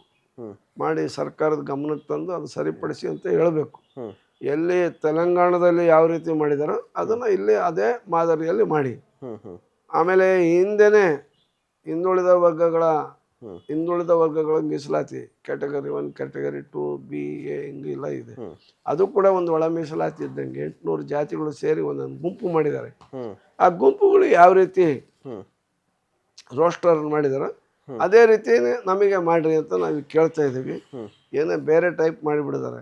ಮತ್ತು ಅದು ಒಂದು ಇದನ್ನು ಮಾಡಿಬಿಡ್ತಾರೆ. ಹ್ಮ್ ಏನು 15 ಪೋಸ್ಟ್ ಇದ್ದರೆ ಓಕೆ, 14 ಇದ್ರೆ ಇಲ್ಲ, ಕಡಿಮೆ ಇದ್ದರೆ ಬರಲ್ಲ. ಹ್ಮ್ ಅವಾಗ ನೀವೆಲ್ಲರೂ ಕೂಡ ಸೇರಿ ಹ್ಮ್ ಜನರಲ್ ಪರಿಶಿಷ್ಟ ಜಾತಿ ಎಲ್ಲ ಜಾತಿಯವರು ಸೇರಿ ಅಂತ ತಗೋಬೇಕು ಅನ್ನೋದು ಓಕೆ ಅದು ಸರಿ ಇಲ್ಲ. ಹ್ಮ್ ಅದರಿಂದ ಎಲ್ಲದಕ್ಕೂ ಒಳ ಮೀಸಲಾತಿ ಇಲ್ಲದೆ ಯಾವ ಒಂದು ಹುದ್ದೆನೂ ಕೂಡ ತುಂಬಬಾರದು. ಹ್ಮ್ ಹ್ಮ್ ಮೀಸಲಾತಿನ ಒಳ ಮೀಸಲಾತಿ ಮಾಡೇ ಮಾಡಬೇಕು. ಹ್ಮ್ ಅದನ್ನ ಹಾಕಿದ್ರೆ 13 ಇದ್ರೆ ಬರಲ್ಲ ಅನ್ನೋದು ಸರಿಯಲ್ಲ ಹ್ಮ್ ಹ್ಮ್ ಅಂತೇಳಿ ನಮ್ಮ ವಾದ. ಹ್ಮ್ ಹ್ಮ್ ಅದರಿಂದ ಈಗ ಮಾಡಿದರೆ ಹ್ಮ್ ಬಲ್ಕಾಗಿರ್ತಕ್ಕಂಥ ಹುದ್ದೆಗಳು ಸುಲಭವಾಗಿ ಸಿಗುತ್ತೆ. ಹ್ಮ್ ಅದಕ್ಕೇನು ತೊಂದರೆ ಇಲ್ಲ. ಹ್ಮ್ ಸಾವಿರಾರು ಪೋಸ್ಟ್ಗಳು ಕರೆದರೆ, ನೂರಾರು ಪೋಸ್ಟ್ಗಳು ಕರೆದಾಗ ಹ್ಮ್ ಅದ್ರ ತೊಂದರೆ ಇಲ್ಲ. ಕಡಿಮೆ ಪೋಸ್ಟ್ ಇದ್ದಾಗ ಹ್ಮ್ ನಮಗೆ ಸಿಗಲ್ಲ. ಒಳ ಮೀಸಲಾತಿ ಇಲ್ಲ ಅಂತಂದು ಹೇಳಿರೋದು ಏನಿದೆಯಲ್ಲ ಅದು ಸರಿಯಲ್ಲ. ಈಗ ಒಳ ಮೀಸಲಾತಿ ವಿಚಾರ ಬಂದಾಗ ವಿರೋಧ ವ್ಯಕ್ತವಾಗ್ತಾ ಇತ್ತು ಬಲಗೈಯಿಂದ. ಸೊ ವಿರೋಧ ಅಂತ ಬಂದಾಗ ಯಾಕೆ ಅಂತ ರೀಸನ್ಸ್, ದಲಿತರೆಲ್ಲರೂ ಒಂದೇ ಆಗಿದ್ದಾಗ ಯಾಕೆ ವಿರೋಧ ಬರ್ತಾ ಇತ್ತು? ಅವರು ಏನಾಗ್ಬಿಟ್ಟಿದ್ರು, ಇಷ್ಟು ದಿನಗಳ ಕಾಲ ಭಾಳ ಸವಲತ್ತುಗಳನ್ನು ಬರ್ತಾ ಇದ್ವು ಅವ್ರಿಗೆ. ಇದು ಕಡಿಮೆ ಆಗಿಬಿಡ್ತೈತಿ ಅಂತಕ್ಕಂಥ ಕೆಲವರು, ಎಲ್ಲರೂ ಅಲ್ಲ, ಕೆಲವರು ಏನನ್ನು ಹೇಳಿ ಆ ಸಮುದಾಯದಲ್ಲಿ ಸ್ವಾಮೀಜಿಗಳು ಬಂದು ಹೊರಗಡೆ ಮಾತಾಡ್ತಾ ಇದ್ರು, ಏನನ್ನೋ ಮಾತಾಡಿ ಅವರೆಲ್ಲ ಸೇರಿ ಆ ಸಮುದಾಯನ ದಾರಿ ತಪ್ಪಿಸಿ ನಮ್ಮಲ್ಲಿದ್ದಂಥ ಒಂದು ಹೊಂದಾಣಿಕೆನೇ ಮತ್ತು ಸಾಮರಸ್ಯವನ್ನೇ ಹದಗೆಡಿಸ್ಬಿಟ್ರು. ಅದರಿಂದ ಆ ರೀತಿ ಹೋಗ್ಬಾರ್ದು. ಈ ಲೀಡರ್ಗಳು ಎಲ್ಲರೂ ಸೇರಿ ಹೌದು ಮಾದಿಗ ಸಮುದಾಯಕ್ಕೆ ಅನ್ಯಾಯ ಆಗಿದೆ, ಅವರು ಕೂಡ ನಮ್ಮ ಅಸ್ಪೃಶ್ಯರು, ಅವ್ರಿಗೆ ಕೂಡ ನ್ಯಾಯವಾಗಿ ಒಳ ಮೀಸಲಾತಿ ದೊರೆತಿಲ್ಲ, ಅವ್ರಿಗೆ ದೊರೆಯಲಿ ಅಂತಂದೇಳಿ ಔದಾರ್ಯವನ್ನು ಮೆರೆದು ನ್ಯಾಯವಾಗಿ ಹಂಚಿಕೆ ಮಾಡಬೇಕಾಯಿತು. ಅವರು ಔದಾರ್ಯನೇ ಮೆರೀಲಿಲ್ಲ ಕೆಲವರು, ದುರಾದೃಷ್ಟ. ಮುಂದೆ ನಾವು ಈಗ ಆಗಿರ್ತಕ್ಕಂಥ ಅನ್ಯಾಯವನ್ನು ಸರಿಪಡಿಸಿಕೊಳ್ಳಿಕ್ಕೆ ಅನಿವಾರ್ಯವಾಗಿ ಹೋರಾಟದ ಮಾರ್ಗವನ್ನು ಹಿಡಿಲೇಬೇಕು. ಓಕೆ, ಈಗ ಒಳ ಮೀಸಲಾತಿ ವಿಚಾರಕ್ಕೆ ಸಂಬಂಧಪಟ್ಟಂತೆ ಸಿದ್ದರಾಮಯ್ಯನವ್ರ ನಿಲುವೇನಾಗಿತ್ತು ಅಂತ? ಸಾಕಷ್ಟು ವರ್ಷಗಳ ಹೋರಾಟ, ನೀವು ಕೂಡ ತುಂಬಾ ಅವ್ರು ಏನು ಮಾಡಿದ್ರು ಅಂದರೆ, ಸಿದ್ದರಾಮಯ್ಯನವರು ಇದನ್ನು ತಪ್ಪಿಸ್ಲೇಬೇಕು ಅಂತ ಇದ್ರು. ಅವರೆಲ್ಲರೂ ಒಂದಾಗ್ಬಿಟ್ರು. ಮಾದಿಗರನ್ನು ಹೊರತುಪಡಿಸಿ ಪರಿಶಿಷ್ಟ ಜಾತಿಯಲ್ಲಿರ್ತಕ್ಕಂಥ ಎಲ್ಲ ಜಾತಿಗಳು ಸೇರ್ಕೊಂಡು ಏನು ಒಂದು 6534 ಹುದ್ದೆಗಳನ್ನು ಕರೆದ್ರಲ್ಲ, ಆ ಹುದ್ದೆಗಳನ್ನು ನೀವು ಒಳ ಮೀಸಲಾತಿ ಇಲ್ಲದಲ್ಲೇ ತುಂಬ್ರಿ ಅಂತಂದೇಳಿ ಆಟ ಹಿಡಿದು ಕೂತ್ಕೊಂಡಿದ್ರು. ಕ್ಯಾಬಿನೆಟ್ನಲ್ಲಿ ಅವ್ರು ಹೇಳಿದರು, ನಾವು ಒಳ ಮೀಸಲಾತಿಯನ್ನು ಜಾರಿ ತರ್ತೀವಿ ಅಂತೇಳಿ ನಮ್ಮ ಚುನಾವಣೆ ಪ್ರಣಾಳಿಕೆಯಲ್ಲಿ ಹೇಳಿದ್ದೀವಿ. 5 ಗ್ಯಾರಂಟಿಯನ್ನು ಯಾವ ರೀತಿ ನಾವು ಇದನ್ನು ಮಾಡಿದ್ವೋ ಇದು ಒಂದು ಗ್ಯಾರಂಟಿ ಅಂತ ತಿಳ್ಕೋಬೇಕು. ಮುಂದೆ ಹಿಂದೆ ಹೋಗೋ ಪ್ರಶ್ನೆ ಇಲ್ಲ. ಏನೇ ಇದ್ರೂ ಕೂಡ ಇವತ್ತು ಆಗಿಬಿಡ್ಬೇಕು ಅಂತ ಹೇಳಿದರು. ಅವ್ರು ಏನೋ ಮಾಡಿತ್ಲ ಹಿಂಗೆ ಕ್ಯಾಬಿನೆಟ್ನ ಮುಂದಿಗಿಂದ ಹಾಕಿ ಮಾಡೋಣ ಅಂತ ಪ್ರಯತ್ನ ಪಟ್ಟರು, ಅದು ಆಗಲಿಲ್ಲ. ಸಿದ್ದರಾಮಯ್ಯನವ್ರು ಹಠ ಹಿಡ್ದು ಕುಂತ್ಕೊಂಡ್ರು. ನಾವು ಮಾತು ಕೊಟ್ಟಿದ್ದೀವಿ, ಇಲ್ಲಿವರೆಗೆ ಹೇಳ್ಕೊಂತ ಬಂದೀವಿ, ನಮಗೆ ಅಧಿಕಾರ ಇರಲಿಲ್ಲ. ಮೇಲಾಗೆ ಸುಪ್ರೀಂ ಕೋರ್ಟು ಒಳ ಮೀಸಲಾತಿಯನ್ನು ಜಾರಿ ತರುವಂಥ ಅಧಿಕಾರ ರಾಜ್ಯ ಸರ್ಕಾರಕ್ಕಿದೆ ಅಂತಂದು ಹೇಳಿದೆ. ಆಯೋಗ ರಚನೆ ಮಾಡಿದ್ದೇವೆ, ಆಯೋಗದ ವರದಿ ನಮ್ಮ ಮುಂದಿದೆ. ಅದಕ್ಕಿಂತ ಮುಂಚೆ ಆಯೋಗ ಸದಾಶಿವ ಆಯೋಗ ವರದಿ ಕೂಡ ಕಾಂಗ್ರೆಸ್ಸಿನ ನೇತೃತ್ವದಲ್ಲಿ ಆದಂಥ ವರದಿ. 2 ವರದಿಗಳನ್ನು ನಾವು ಮಾಡಿದ್ದೀವಿ, ಒಳ ಮೀಸಲಾತಿ ತರ್ತೀವಿ ಅಂತೇಳಿ. ಈಗ ಮುಂದೂಡ ಪ್ರಶ್ನೆ ಇಲ್ಲ, ಇವತ್ತೇ ತೀರ್ಮಾನ ಆಗಿಬಿಡ್ಬೇಕು ಅಂತಂದೇಳಿ ಅವರು ತಾಕೀತು ಮಾಡಿದ್ರಿಂದ ಇವರು ಒಪ್ಕೊಂಡಂಗಾಯ್ತು. ಇಲ್ಲ ಅದೆಲ್ಲ ಆಗಲ್ಲ ಅಂತಂದೇಳಿ ಆಮೇಲೆ ಕೊನೆಗೆ ಅವ್ರಿಗೆ ಬಿಟ್ಟರು, ನೀವೇ ಸರಿ ಮಾಡ್ಕೊಂಬರ್ರಿ. ಓಕೆ, ಆಮೇಲೆ ಅವರವರೇ ಕುಂತ್ಕೊಂಡು ಪರಿಶಿಷ್ಟ ಜಾತಿ ಮಂತ್ರಿಗಳು ಆಮೇಲೆ ಇವರು ಎಲ್ಲರೂ ಹೇಳಿ ಎಷ್ಟೆಷ್ಟು ಅಂತ ಹೇಳಿ ಹಂಚಿಕೆ ಮಾಡಿದರು. 5 ಕಾಲು 5 ಕಾಲು 4 ಅಂತ ಹೇಳಿ. ಇದು ನಿಜವಾಗ್ಲೂ ಕೂಡ ನ್ಯಾಯ ಸಿಕ್ತು ಅಂತ ನಿಮ್ಗೆ ಅನಿಸ್ತಾ ಇದೆಯಾ? 5 ಕಾಲು 4 ಕಾಲು ಸಿಕ್ಕಿಲ್ಲ. ಈಗ ಏನು ಸಿಗಿದೆ ನನಗೆ ಅಷ್ಟರ ಸಿಕ್ತಲ್ಲ. ನಾವು ನಮ್ಮ ಜನಸಂಖ್ಯೆಗೆ ಸಿಗಬೇಕಾದಂಥ 6-7% 1% ಸಿಗ್ತಾ ಇರಲಿಲ್ಲ. ಈಗ ನಿರ್ದಿಷ್ಟವಾಗಿ ಒಂದು 5 ಕಾಲರ್ ಸಿಕ್ತಲ್ಲ. ಓಕೆ, ಆ ಸ್ಯಾಟಿಸ್ಫ್ಯಾಕ್ಷನ್ ಏನು ಇಲ್ದಲೆ ಓ ಏ ಅಮ್ಮಯ್ಯ ಅಂತ ತಟ್ಟಿ ಹಿಡ್ಕೊಂಡು ಬೇಡಬೇಕಾಗಿತ್ತು. ಆ ತಟ್ಟಿಯಲ್ಲಿ ಅನ್ನ ಸಿಕ್ತಲ್ಲ, ಊಟ ಮಾಡ್ಬೋದಲ್ಲ. ಅಷ್ಟಕ್ಕಾದ್ರೂ ಓಕೆ. ಈಗ ಮತ್ತೆ ಅಷ್ಟಕ್ಕಾದ್ರೂ ಸಮಾಧಾನ ಇದೆ. ಓಕೆ. ಮತ್ತೆ ಈ ಜಾತಿ ಗಣತಿ ವಿಚಾರ ಬಂದಾಗ ದಲಿತ ಸಮುದಾಯ ಅತಿ ಹೆಚ್ಚು ಸಂಖ್ಯೆಯಲ್ಲಿ ರಾಜ್ಯದಲ್ಲಿ ಇದೆ ಅಂತ ಬಂದಾಗಲೂ ಕೂಡ ದಲಿತ ಸಿಎಂ ಯಾಕಾಗಿಲ್ಲ ಅನ್ನೋದು ಒಂದು ಪ್ರಶ್ನೆ. ಮತ್ತೆ ದಲಿತ ಸಮುದಾಯದ ನಾಯಕ ಯಾರು ಅಂತ ಬಂದಾಗ ಇಲ್ಲೂ ಕೂಡ ಪ್ರಶ್ನಾರ್ಥಕ ಚಿಹ್ನ ಇದೆ ಕರ್ನಾಟಕದಲ್ಲಿ ಅಂತ. ನೋಡಪ್ಪ, ಇದು ಇನ್ನು ಜಾತಿ ವ್ಯವಸ್ಥೆ ಎಲ್ಲ ಜೀವಂತವಾಗಿರ್ತಕ್ಕಂಥ ಸಮಾಜ ಇದು. ಈ ದಲಿತ ಮುಖ್ಯಮಂತ್ರಿ ಅಂತಂದು ಏನಾರು ಅನೌನ್ಸ್ ಮಾಡ್ಕೊಂಡು ಹೋದ್ರೆ ಅವ್ರು ಒಪ್ತಾರಂತ ತಿಳ್ಕೊಂಡಿದ್ರು, ಬೇರೆಯವರು ಒಪ್ಪಲ್ಲ. ಅದೆಲ್ಲ ಆಗದೆ ಇರೋದು. ಈಗ 2008ರಲ್ಲಿ ನಮ್ಮ ಹಿರಿಯ ನಾಯಕರಾದಂಥ ಮಲ್ಲಿಕಾರ್ಜುನ ಖರ್ಗೆ ಸಾಹೇಬ್ರೆ ಈ ರಾಜ್ಯದ ಕಾಂಗ್ರೆಸ್ಸಿನ ಅಧ್ಯಕ್ಷರಾಗಿದ್ದರು. ಹೌದು. ಅವ್ರ ನೇತೃತ್ವದಲ್ಲೇ ಚುನಾವಣೆ ಮಾಡಿದರು. ಅವರೇ ಮುಖ್ಯಮಂತ್ರಿ ಅಂತಂದೇಳಿ ಬಿಂಬಿಸಿದ್ರು. ಗೊತ್ತಾಗ್ಬಿಡ್ತಲ್ಲ ಇವರೇ ಮುಂದಿನ ಮುಖ್ಯಮಂತ್ರಿ ಆಗ್ತಾರೆ ಅಂತೇಳಿ. ಅವಾಗ ಅಧಿಕಾರಕ್ಕೆ ಬರೋಕ್ಕಾಗಲಿಲ್ಲ. ಓಕೆ, ತಿಳಿದ್ರೆ ಸೋತೀವಿ ನಾವು. ಆಮೇಲೆ ಇದು JDS ಈ ಸರ್ಕಾರ ಒಂದಾಗಿ ಅಧಿಕಾರ ಮಾಡಿತು. ಅವಾಗ JDSನವ್ರು ಏನಾರು ಮನಸ್ಸು ಮಾಡಿ ಮಲ್ಲಿಕಾರ್ಜುನ ಖರ್ಗೆ ಅವರ ದಲಿತ ಮುಖ್ಯಮಂತ್ರಿ ಆಗಲಿ ಅಂತೇಳಿ ಮಾಡಬೇಕಾಯ್ತು. ಅವ್ರು ಮಾಡಲಿಲ್ಲ. ಅವಾಗ ಅವ್ರು ಧರ್ಮಸಿಂಗ್ ಅವ್ರನ್ನ ಆಯ್ಕೆ ಮಾಡ್ಕೊಂಡು ಅವರು ಮುಖ್ಯಮಂತ್ರಿ ಆದರೆ ನಾವು ಬೆಂಬಲ ಕೊಡ್ತೀವಿ ಅಂತ ಹೇಳಿದರು. ಹೀಗೆ ಅವೆಲ್ಲ ಈಗ ಜಗಜೀವನ್ ರಾಮ್ ಈ ದೇಶದಲ್ಲಿ ಬಹುದೊಡ್ಡ ನಾಯಕ, ಭಾರಿ ದೊಡ್ಡ ನಾಯಕ ದಲಿತರಲ್ಲಿ. ಯಾರಿಗಾರ ಕೆಪಾಸಿಟಿ ಇದೆ ಅಂದರೆ ಒಂದು ಪಾರ್ಟಿನ ಎದುರಾಕೊಂಡು ಒಂದು ಸ್ವಂತ ಪಾರ್ಟಿ ಮಾಡಿ 40-50 ಪಾರ್ಲಿಮೆಂಟ್ ಮೆಂಬರ್ನ ಗೆಲ್ಲಿಸ್ತಕ್ಕಂಥ ಶಕ್ತಿ ಇದ್ದದ್ದು ಯಾರಿಗೆ ಅಂದ್ರೆ ಅವ್ರಿಗೆ.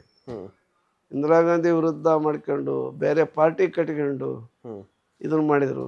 77ರಲ್ಲಿ ಅವರೇ ಪ್ರಧಾನಿ ಆಗಲಿ ಅಂತ ಉಪ ಪ್ರಧಾನಿ ಇದ್ದರು. ಮೊರಾರ್ಜಿ ದೇಸಾಯಿ ಅವ್ರನ್ನ ರಾಜೀನಾಮೆ ಕೊಡ್ತಾರೆ, ಇವ್ರನ್ನ ಪ್ರಧಾನಿ ಆಗಲಿ ಅಂತ ಎಲ್ಲ ಪಾರ್ಟಿಯವರು ಸಹಾಯ ಮಾಡ್ತಾರೆ. ಸಂಜೀವ್ ರೆಡ್ಡಿ ರಾಷ್ಟ್ರಪತಿ ಇರ್ತಾರೆ. ಕರೆದವ್ರನ್ನ ಪ್ರಧಾನಿ ಮಾಡುವಂಥ ಸೌಜನ್ಯನ ಆ ಮನುಷ್ಯ ತೋರಿಸ್ಲಿಲ್ಲ. ಓಕೆ, ಜಾತಿ ವ್ಯವಸ್ಥೆ ಹೆಂಗೆ ಇದೆ, ತೋಳುಬಲ ಇದೆ ಅನ್ನೋದಕ್ಕೆ ಇದೇ ಸಾಕು. ಆ ಮಟ್ಟಕ್ಕೆ ಬಂದ್ಬಿಟ್ಟಿದ್ರಲ್ಲಿ ಅವರು. ಜಗಜೀವನ್ ರಾಮ್ ಅಂದ್ರೆ ದೊಡ್ಡ ಇವರು. ಅವರು ಆಡಳಿತದಲ್ಲಿ ದಕ್ಷತೆ ಭಾರಿ ಇವರು. ಇಂದಿರಾ ಗಾಂಧಿ ಅವರು ಅವ್ರಿಗೆ ಖಾಲಿ ಬಿಡೋರು. ಬಟ್ ಈಗಿನ ಪರಿಸ್ಥಿತಿಯಲ್ಲಿ ಏನಾಗಿದೆ ಅಂತೇಳಿ ದಲಿತ ಸಮುದಾಯದಲ್ಲಿ ಜಗಜೀವನ್ ರಾಮ್ ಅಂದ್ರೆ ಒಂದು ಕಮ್ಯುನಿಟಿ, ಡಾಕ್ಟರ್ BR ಅಂಬೇಡ್ಕರ್ ಅಂದ್ರೆ ಒಂದು ಕಮ್ಯುನಿಟಿ ಅನ್ನೋ ಥರ ಆಗ್ಬಿಟ್ಟಿದೆಯಲ್ಲ, ಬಿಂಬಿಸ್ತಾ ಇದ್ದಾರಲ್ವಾ? ಅವ್ರು ಯಾರೋ ಮೂರ್ಖರು, ಹಂಗೆಲ್ಲ ಬಿಂಬಿಸ್ಬಾರ್ದು. ಅವರಿಬ್ಬರು ಕೂಡ ಸೋತಿ ಸಮುದಾಯದ 2 ಕಣ್ಣುಗಳಿದ್ದಂತೆ. ಅಂಬೇಡ್ಕರ್ ನಮಗೆ ಬಹುಮುಖ್ಯ, ಜಗಜೀವನ್ ರಾಮ್ ಕೂಡ ನಮಗೆ ಬಹುಮುಖ್ಯ. ಅದಲ್ಲ ಅಂತ ಹೇಳ್ತಕ್ಕಂಥವ್ರು ಅವ್ರಿಗೆ ಸರಿಯಾದ ಈ ತಿಳುವಳಿಕೆಯ ಕೊರತೆ ಅಂತಂದೇಳಿ ನನಗೆ ಕಾಣಿಸ್ತಾ ಇದೆ ಅಷ್ಟೇ. ಓಕೆ, ಈಗ ನೀವು ದಲಿತ ಲೆಫ್ಟಲ್ಲಿ ದೊಡ್ಡ ನಾಯಕರಾಗಿದ್ರಿ. MLC ಮಾಡುವಂಥ ಅವಕಾಶ ಕಾಂಗ್ರೆಸ್ನಲ್ಲಿ ಇದ್ರೂ ಕೂಡ ನಿಮಗೆ MLC ಮಾಡುವಂಥ ಅವಕಾಶ ಸಿಗಲಿಲ್ಲ, MLC ಆಗಲಿಲ್ಲ ನೀವು. ಸೊ ಇದಕ್ಕೆ ಏನು ರೀಸನ್ ಅಂತ ನಿಮ್ಗೆ ಅನಿಸುತ್ತೆ? ಈಗ 23ರ ಚುನಾವಣೆಯಲ್ಲಿ ನನಗೆ ಹೈಕಮಾಂಡ್ ಕರೆದು ಹೇಳ್ತು, 2 ಸಾರಿ ಕರೆದರು. ನೀವು ಚುನಾವಣೆ ಸ್ಪರ್ಧೆ ಮಾಡಿಬಿಡ್ರಿ, KPCC ವರ್ಕಿಂಗ್ ಕಮಿಟಿ ಅಧ್ಯಕ್ಷರು ಮಾಡ್ತೀವಿ, ಕಾರ್ಯಾಧ್ಯಕ್ಷರು ಮಾಡ್ತೀವಿ, ಆಮೇಲೆ ಕ್ಯಾಂಪೇನ್ ಮಾಡಿರಿ, ಯೂತ್ ಕಾಂಗ್ರೆಸ್ ಪ್ರೆಸಿಡೆಂಟ್ ಆಗಿ, ಸೇವಾದಳದ ಅಧ್ಯಕ್ಷರಾಗಿ ಬಹು ವರ್ಷಗಳ ಕಾಲ ಕಾಂಗ್ರೆಸ್ನಲ್ಲಿ ನೀವಿದ್ದೀರಿ. ಎಲ್ಲ ಜಾತಿ ಜನಾಂಗದವರು ಕೂಡ ನಿಮಗೆ ಪರಿಚಯ ಇದ್ದಾರೆ. ಅದರಲ್ಲೂ ಕೂಡ ಲೆಫ್ಟಿನಲ್ಲಿ ನೀವು ಭಾಳ ಪ್ರಭಾವಶಾಲಿ ನಾಯಕರಿದ್ದೀರಿ. ನೀವು ನಿಮ್ಮ ಸಮುದಾಯನೂ ಕೂಡ ತರೋದ್ರ ಮೂಲಕ ಇತರ ಸಮುದಾಯದ ಮೇಲೂ ಪ್ರಭಾವ ಬೀರಿ ರಾಜ್ಯದಲ್ಲಿ ಪ್ರಚಾರ ಮಾಡಿ ಕಾಂಗ್ರೆಸ್ನ ಅಧಿಕಾರಕ್ಕೆ ತನ್ನಿ, ಆ ಕೆಲಸ ಮಾಡಿ ಅಂತ ಹೇಳಿದರು. ಆಮೇಲೆ ಸರ್ಕಾರ ಬಂದೇ ಬರುತ್ತೆ. ಯಾರು ಮುಖ್ಯಮಂತ್ರಿ ಆಗ್ತಾರೋ ಅದ್ರ ಜೊತೆ ನೀವು ಮುನ್ನೂ ಕೂಡ ಮಂತ್ರಿ ಮಾಡ್ತೀವಿ, ಆಮೇಲೆ MLC ಮಾಡ್ತೀವಿ ಅಂತ ಹೇಳಿದರು. 2 ಸರ್ತಿ ಕರೆದು ಹೇಳಿದ್ರು, ನಾನು ನಿರಾಕರಿಸ್ತಿಲ್ಲ. ಇಲ್ಲ, ನನಗೆ ಬೇಡ, ನನಗೆ ಸೀಟೇ ಬೇಕು, ಒಳಗೆ ಕೊಡಿ, ನಾನು ಗೆದ್ದು ಬರ್ತೀನಿ ಅಂತಂದು ಹೇಳಿದೆ. ಬೇಡ ಅಂತ ಹೇಳಿದರು. ಅವ್ರ ಮಾತು ನಾನು ಕೇಳಿಲ್ಲ. ಅದೇ ನಾನು ಹೇಳಿದ್ನಲ್ಲ, ಕೆಟ್ಟು ಸ್ವಾಭಿಮಾನ ಆಟ. ಕೆಲವು ಸಂದರ್ಭದಲ್ಲಿ ಪಾರ್ಟಿಗೋಸ್ಕರ ಅವತ್ತು ನಾನು ಒಪ್ಕೊಂಡ್ಬಿಟ್ಟಿದ್ರೆ ಈ ಸ್ಥಿತಿನೇ ಇರ್ತಿರ್ಲಿಲ್ಲ. ಈಗ ನೆಕ್ಸ್ಟ್ ಸಂಪುಟ ವಿಸ್ತರಣೆ ಆಗ್ತಿದೆ, ಸಚಿವರು ಕೂಡ ಆಗ್ಬೋದಿತ್ತು, ಅವಕಾಶ ಇತ್ತು. ಅಲ್ಲ, ಅವಾಗಲೇ ಆಗ್ಬಿಡ್ತಿದ್ನಲ್ಲ, ಆಗ್ತಿದ್ರಿ. ಅವಾಗಲೇ MLC ಅವಾಗಲೇ ಮಂತ್ರಿ ಮಾಡಿ MLC ಮಾಡಿ ಇಟ್ಟರು. 3 ವರ್ಷ ಆಗಿರೋದು. ಸಿದ್ದರಾಮಯ್ಯ ಏನು 23ರಲ್ಲಿ ಮುಖ್ಯಮಂತ್ರಿಯಾಗಿ ಅಧಿಕಾರ ಸ್ವೀಕಾರ ಮಾಡಿದ್ರು. ನಾನು ಚುನಾವಣೆ ಸ್ಪರ್ಧೆ ಮಾಡದೇ ಇದ್ದಿದ್ರೆ ಅವ್ರ ಜೊತೆಗೆ ನನ್ನನ್ನು ಮಂತ್ರಿ ಮಾಡ್ತಾ ಇದ್ರು. ಆಮೇಲೆ MLC ಮಾಡ್ತಾ ಇದ್ರು. ಈಗ MLC ಹೆಂಗ್ ಕೇಳೋದು? ನಮ್ಮ ಜನ ಏನು ಪಾಪ ಅವ್ರ ಅಭಿಮಾನದಿಂದ ಎಲ್ಲ ಕಡೆಗೆ ಹೇಳ್ತಾರೆ ಸುಮ್ಮನೆ MLC ಮಾಡಿ ಮಂತ್ರಿ ಮಾಡ್ರಿ, MLC ಮಾಡಿ ಮಂತ್ರಿ ಮಾಡ್ರಿ ಅಂತ. ಅದರಿಂದ ನಾನು ಅದೇನು ಕೇಳಲಿ ಬೇಡ್ರಿ, ಏನು ಬೇಡ್ರಪ್ಪ ಅಂತಂದೇಳಿ ಅವ್ರಿಗೆಲ್ಲ ವಿನಂತಿ ಮಾಡಿಬಿಡಿ. ನನ್ನ ಬೆಂಬಲಿಗರಿಗೆ, ನನ್ನ ಹಿತೈಷಿಗಳಿಗೆ, ನಮ್ಮ ಸಮುದಾಯದವ್ರಿಗೆ ಅದನ್ನೆಲ್ಲ ಕೇಳಬೇಡಿ, ಬಿಟ್ಬಿಡಿ. ಪಾರ್ಟಿ ಏನೇನು ಕೊಡಬೇಕೋ ನಮಗೆ ಮುಂಚಿನಿಂದಲೂ ಕೂಡ ಕೊಟ್ಕೊಂತಲೇ ಬಂದಿದೆ, ಮುಂದೆ ನೋಡೋಣ. ಓಕೆ. ಮತ್ತು ನಾನು ನಿಮ್ಮನ್ನು ಇಂಟರ್ವ್ಯೂ ಮಾಡ್ತಿದ್ದೀನಿ ಅಂತ ಗೊತ್ತಾಗಿ ನನ್ನ ಫ್ರೆಂಡ್ ಒಬ್ಬ ಮೆಸೇಜ್ ಕಳಿಸಿದ್ದಾರೆ ನನಗೆ, ನಿಮ್ಗೆ ಈ ಪ್ರಶ್ನೆ ಕೇಳಬೇಕು ಅಂತ ಹೇಳಿ. ಅವರು ಪದೇ ಪದೇ ಟಿ ವಿಯಲ್ಲಿ ನೋಡುವಾಗ ಸ್ಟೇಜ್ ಮೇಲೆ DK ಶಿವಕುಮಾರ್ ಅವರು ನಿಮ್ಮನ್ನು ಪದೇ ಪದೇ ಅವಾಯ್ಡ್ ಮಾಡ್ತಾ ಇರ್ತಾರಂತೆ. ಅದು ಕೂಡ ಮೊನ್ನೆ ನಡೆದಂಥ ಕಾರ್ಯಕ್ರಮದಲ್ಲಿ BK ಹರಿಪ್ರಸಾದ್ ಅವರ ಪದಗ್ರಹಣ ಕಾರ್ಯಕ್ರಮದಲ್ಲಿ ಆರಂಭದಲ್ಲಿ ಹೇ ಆಂಜನೇಯ ಅಂತ ಕರೀತಾರೆ, ಮತ್ತು ಸ್ಟೇಜ್ ಮೇಲೆ ಇದ್ದ ಅಂತ ಗೊತ್ತಾಗ್ಬಿಟ್ಟು ಅವರೇ ಇವರೇ ಅಂತ ಮಾತನಾಡ್ತಾರೆ. ಸೊ ನಿಮ್ಮನ್ನು DK ಶಿವಕುಮಾರ್ ಅವರು ಅವಾಯ್ಡ್ ಮಾಡೋ ರೀತಿಯಲ್ಲಿ ಕಾಣಿಸ್ತಾ ಇತ್ತಂತೆ ಸ್ಟೇಜ್ ಮೇಲೆ. ಏನು ಕ್ಲಾರಿಟಿ ಕೊಡ್ಲಿಕ್ಕೆ ಇಷ್ಟಪಡ್ತೀರಾ ಅದಕ್ಕೆ? ನೋಡಿ, ಮೊನ್ನೆ ನಡೆದಂಥ ಒಂದು ಕಾರ್ಯಕ್ರಮ, BK ಹರಿಪ್ರಸಾದ್ ಅವರು KPCC ಅಧ್ಯಕ್ಷರಾಗಿ ಪದಗ್ರಹಣ ಅಧಿಕಾರ ಸ್ವೀಕಾರ ಮಾಡಿದ್ರಲ್ಲ, ಅದು ಒಂದು ಐತಿಹಾಸಿಕ ಕಾರ್ಯಕ್ರಮ. ಎಷ್ಟೋ ರಾಜಕೀಯ ಪಕ್ಷಗಳಿವೆ, ಅದರ ಅಧ್ಯಕ್ಷರುಗಳು ಈ ರೀತಿಯಾದಂಥ ಜನಸ್ತೋಮದ ಮಧ್ಯೆ ಏನು ವೈಭವವಾದಂಥ ಪೆಂಡಲ್ಲು, ಜರ್ಮನ್ ಟೆಂಟು, ಲಕ್ಷಕ್ಕೂ ಹೆಚ್ಚು ಜನ ಸೇರಿದ್ದಾರೆ ಅಂತ ಒಂದು ಸಮಾರಂಭವನ್ನು ಹರಿಪ್ರಸಾದ್ ಬೆಂಬಲಿಗರು ನಾವು ಎಲ್ಲ ಸೇರಿ ಮಾಡಿದಂಥ ಕಾರ್ಯಕ್ರಮ ಅದು. ಆ ಕಾರ್ಯಕ್ರಮದಲ್ಲಿ ನನ್ನ ಬೆಂಬಲಿಗರು ಏನು ಮಾಡ್ತಾರೆ, ಒಂದು ₹1000 ವೆಚ್ಚದಲ್ಲಿ 1 ಅಡಿ ದಪ್ಪ 50 ಅಡಿ ಉದ್ದದ ಒಂದು ಹಾರ ತಗೊಂಬರ್ತಾರೆ. ಒಂದು 10 ಜನಕ್ಕೆ ಹಾಕ್ಬೋದು. ಅದನ್ನ ಹಿಂಗೆ ಹಿಡ್ಕೊಂಡು ಯಾವಾಗಲೂ ಕೂಡ ಹಾರ ತುರಾಯಿ ಹಾಕೋದು ಸಂಭ್ರಮಿಸ್ತಕ್ಕಂಥದ್ದು ಒಬ್ಬ ನಾಯಕ ನಮ್ಮ ಅಧ್ಯಕ್ಷನಾದ ಅಂತಂದೇಳಿ ಮಾಡ್ತಕ್ಕಂಥದ್ದು ಸಹಜ. ಹೌದು. ಭಾಳ ಜನ ಏನು ಇರಲಿಲ್ಲ ಅಲ್ಲಿ, ಯಾರಿಗೂ ಅಲೋವ್ ಇರಲಿಲ್ಲ. ಇದೊಂದು ಮಾತ್ರ ಹಾರ ಹಾಕೋಣತ ನಾವು ತಂದ್ವಿ. ಬೇಡ ಬೇಡ ಬೇಡ ಹಾರ ಹಾಕೋದು ಬೇಡ ಅಂದರು. ಹೋಗ್ಲಿ ಬಿಡ ಅತ್ಲಾಗ ಮುಖ್ಯಮಂತ್ರಿ ಹಂಗೆ ಹೇಳ್ತಾರೆ ಅಂದಮೇಲೆ ಇರಲಿ ಅಂದ್ವಿ. ನನ್ನ ಕೈಯಲ್ಲಿ ಕಾಂಗ್ರೆಸ್ ಶಾಲೆ ಇತ್ತು, ನಡ್ರಿ ಅಂತಂದ್ರು. ನಿಮ್ಮನ್ನು ಭಾಷಣಕ್ಕೆ ಕರೆದಾರ, ನೀವು ಹೋಗ್ರಿ ಅಂತ ಅಂದೆ ನಾನು. ಕೈನ ನಾವು ಹೇಳ್ತಾನೆ ಹೋಗ್ರಿ ಅಂತಂದು ಹೇಳ್ತಾರಲ್ಲ, ನೀವು ನಡ್ರಿ ಅಂತಂದು ಹೇಳಿದೆ. ಅದು ಅವ್ರನ್ನ ತಳ್ಳಿರು ಅನ್ನೋ ರೀತಿಯಲ್ಲಿ ಬಿಂಬಿಸಿರು, ಅಷ್ಟೇನೆ ಅದು. ಆಮೇಲೆ ಆ ಮನುಷ್ಯ ಅಲ್ಲಿ ಹೋಗಿ ಆದ್ಮೇಲೆ ಮುಖ್ಯಮಂತ್ರಿ ಆಂಜನೇಯ ಅಂತಂತಾರೆ. ಆಮೇಲೆ ಪ್ಲೀಸ್ ಆಂಜನೇಯ ಅವರೇ ಶಿಸ್ತು ಕಾಪಾಡಿ ಅಂತ ಹೇಳ್ತಾರೆ. ಹಿಂಗೆ ಅಷ್ಟೇನೆ ನಡೆದಿರೋದು ಘಟನೆ, ಅಷ್ಟೇನೆ, ಇನ್ನೇನಿಲ್ಲ. ಅವ್ರೇನು ನಮ್ಮ ಮುನ್ನೇನು ಹೊರ ಹೋಗ್ರಿ ನನ್ನ ಅವಾರ್ಡ್ ಮಾಡೋದು ಅದೆಲ್ಲ ಯಾರ ಕೈಯಿಂದಲೂ ಆಗಲ್ಲ ನಮ್ಮನ್ನು ತಡೆಯೋಕ್ಕೆ. ನಾವು ಕಾಂಗ್ರೆಸ್ಸಿನ ಶಿಸ್ತಿನ ಸಿಪಾಯಿಗಳು. ಶಿಸ್ತು ಅನ್ನೋದನ್ನು ನಾವು 75ರಲ್ಲೇ ಅದನ್ನು ಅಳವಡಿಸ್ಕೊಂಡೇ ಬಂದಿರ್ತಕ್ಕಂಥವ್ರು. ಎಲ್ಲಿ ಶಿಸ್ತು ಕಾಪಾಡಬೇಕು ಎಲ್ಲಿ ಅನ್ನೋದು ನಮಗೆ ಚೆನ್ನಾಗಿ ಗೊತ್ತು. ಆ ಶಿಸ್ತಿನಿಂದ ವರ್ತನೆ ಮಾಡೋರು ಅಲ್ಲವೇ ಅಲ್ಲ ನಾವು. ಆಮೇಲೆ ನಮ್ಮಲ್ಲಿ ಒಂದು ಇದಿರ್ತೈತಿ, ಏನಪ್ಪ ಜೋಶು. ಒಬ್ಬ ನಾಯಕ ಅದು ಹರಿಪ್ರಸಾದ್ ಅಂತವರು ಬಂದ್ರಲ್ಲ ಅಂತಂದೇಳಿ ಭಾಳ ಜನ ನನ್ನಂಥವ್ರು ಸಾವಿರಾರು ಜನ ಆದ್ರಲ್ಲ ಅಂತಂದೇಳಿ ಏನು ಅವ್ರಿಗೆ ಹಾರ ತುರಾಯಿ ಮಾಡ್ತಕ್ಕಂಥದ್ದು ಸಹಜ. ಅದು ಏನು ಸ್ಟೇಜ್ ಮೇಲೆ ನಾನು ಒಬ್ಬನೇ ಹಾಕಿದ್ರೆ ಏನು ಆಗ್ತಿರಲ್ಲ, ಅವರು ಏನೋ ಇದಾಗಿದೆ, ಮಿಸ್ ಆಗಿ ಆ ರೀತಿ ಮಾಡಿದ್ದಾರೆ. ಅದನ್ನೇನು ನಾನೇನು ಅದನ್ನ ಹಚ್ಕೊಳ್ಳೋದಿಲ್ಲ, ಮಾಡಲ್ಲ. ಕೊನೆ ಪ್ರಶ್ನೆ ಸರ್, 2028ಕ್ಕೆ ಮತ್ತೆ ಸ್ಪರ್ಧೆ ಮಾಡ್ತೀರಾ? ನಿಮ್ಮ ರಾಜಕೀಯ ಮುಂದಿನ ಗುರಿ ಏನು? ಈಗ ನಾವು ಹುಟ್ಟಿರೋದೇ ರಾಜಕೀಯ ಮಾಡೋಕ್ಕೆ. ನಮ್ಮ ಶಕ್ತಿ ಇರೋವರೇನು ಚುನಾವಣೆಯಲ್ಲಿ ಸ್ಪರ್ಧೆ ಮಾಡಲೇಬೇಕು. ನಾನು ಮಾಡಲ್ಲ ಅಂದರೂ ನಮ್ಮ ಬೆಂಬಲಿಗರು ಬಿಡಲ್ಲ. ಈಗ ನೋಡೋಣ, ಹೊಳಲ್ಕೆರೆಯಲ್ಲಿ ಸ್ಪರ್ಧೆ ಮಾಡಬೇಕು. ಕ್ಷೇತ್ರ ಬದಲಾವಣೆ ಮನಸ್ಸು ಇಲ್ಲ, ನೋಡೋಣ ಅವಾಗ ಏನಾಗುತ್ತೋ. ಕ್ಷೇತ್ರ ಬದಲಾವಣೆ ಮಾಡ್ಕೋಬೇಕು, ಅಲ್ಲೇ ಸ್ಪರ್ಧೆ ಮಾಡಬೇಕು ಅಥವಾ ಮಾಡಬಾರ್ದು. ಇನ್ನು ಪಾರ್ಟಿ ಏನು ಹೇಳ್ತೋ ಗೊತ್ತಿಲ್ಲ. ಈಗ ನಂದಂತೂ ಹೊಳಲ್ಕೆರೆ ಕ್ಷೇತ್ರ ಇದೊಂದು ಸರಿ ಅದೇನೇ ಆಗಲಿ ಅಗ್ನಿ ಪರೀಕ್ಷೆ ಮಾಡಿಬಿಡೋಣ ಅಂತ ಇದ್ದೀನಿ. ಜನ ಕೈ ಬಿಡಲ್ಲ ಅಂತ ನನಗೆ ಅನಿಸಿದೆ. ಅವಾಗ ಏನೇನು ತಪ್ಪಾಗಿದ್ವು 23ರಲ್ಲಿ ಅದನ್ನೆಲ್ಲ ಸರಿಪಡಿಸ್ಕೊಂಡ್ರೆ ನನ್ನ ಸೋಲು ಖಂಡಿತ ಇಲ್ಲ. ಅಲ್ಲಿ ಗೆದ್ದು ಬರ್ತೀನಿ. ಈಗ ಬಿಡದಿ ಟೌನ್ಶಿಪ್ ವಿಚಾರ ಸರ್, DK ಶಿವಕುಮಾರ್ ಅವರು ಇಲ್ಲ ಮಾಡೇ ಮಾಡ್ತೀನಿ ಅಂತಿದ್ದಾರೆ. ಮತ್ತೊಂದು ಕಡೆ BK ಹರಿಪ್ರಸಾದ್ ಅವರು ಒಂದು ಮಾತು ಹೇಳಿದ್ದಾರೆ, ಆ ರೈತರನ್ನ ಒಕ್ಕಲೆಬ್ಬಿಸಿ ನಾವು ಯಾವ ರೀತಿಯ ಕೆಲಸವನ್ನು ಮಾಡೋದಿಲ್ಲ ಅಂತ ಹೇಳಿ. ಸೊ ನಿಮ್ಮ ಸ್ಟ್ಯಾಂಡ್ ಏನು ರೈತರ ಪರವಾಗಿ ಅಂತ? ಈಗ ಡಿ ಕೆ ಶಿವಕುಮಾರ್ ಅಲ್ಲಿ ಒಂದು ಟೌನ್ಶಿಪ್ ಮಾಡಬೇಕು, ಹ್ಮ್ ಆ ಭಾಗದಲ್ಲೆಲ್ಲ ಹ್ಮ್ ರಾರಾಜಿಸ್ಬೇಕು. ನಾನು ಮುಖ್ಯಮಂತ್ರಿ ಆಗಿದ್ದೀನಿ, ಹ್ಮ್ ನನ್ನ ಪ್ರದೇಶದಲ್ಲಿ ಏನಾದ್ರೂ ಒಂದು ಹೆಜ್ಜೆ ಗುರುತು ಮೂಡಿಸ್ಬೇಕು ಹ್ಮ್ ಅನ್ನೋದು ಒಂದು ಇದು ಅವರಿಗೆ ಹ್ಮ್ ಆಸೆ. ಹ್ಮ್ ಈಗ ಬೇರೆ ವಿರೋಧ ಪಕ್ಷದವರಲ್ಲಿ ಮಾಡಬಾರ್ದು, ರೈತರು ನಾವು ಕೊಡಲ್ಲ ಭೂಮಿನ ಅಂತ ಎಲ್ಲ ಹೇಳ್ತಾ ಇದ್ದಾರೆ. ಹ್ಮ್ ಆದರೆ ನಮ್ಮ ಅಭಿಪ್ರಾಯ ಏನಂದ್ರೆ ರೈತರು ಮನವೊಲಿಸಿ ಮಾಡಲಿ. ಹ್ಮ್ ಅನ್ನ ನೀಡೋ ರೈತ, ಹ್ಮ್ ಆಮೇಲೆ ಭೂಮಿ ಮಾಲೀಕರನ್ನ ಮಾಡೋದು ಹ್ಮ್ ಭಾಳ ಕಷ್ಟ. ಆ ಮಾಲೀಕರನ್ನ ಅಲ್ಲದೆ ಅವ್ರನ್ನ ಒಕ್ಕಲೆಬ್ಬಿಸ್ಬಿಟ್ಟು ಹ್ಮ್ ಅವ್ರನ್ನ ಭೂ ಮಾಲೀಕರನ್ನ ಅನ್ನದೇ ಹ್ಮ್ ಇರಂಗೆ ಮಾಡ್ತಕ್ಕಂಥದ್ದು ಏನೈತೆ ಅದು ಭಾಳ ನೋವಿನ ಇದು. ಹ್ಮ್ ಅದರಿಂದ ಅವ್ರಿಗೆ ಯಾವುದೇ ನೋವು ಆಗದಂತೆ ಸರಿಯಾದ ರೀತಿಯಲ್ಲಿ ಅವ್ರಿಗೆ ಪರಿಹಾರ ಕೊಟ್ಟು ವಿಶ್ವಾಸ ತೆಗೆದುಕೊಂಡು ಮಾಡಬೇಕು ಅನ್ನೋದು ನಮ್ಮ ಅಭಿಪ್ರಾಯ. ಓಕೆ, ಈಗ ಕೊನೆ ಪ್ರಶ್ನೆ ಕೇಳಿಬಿಡ್ತೀನಿ, ಲಾಸ್ಟ್ದು.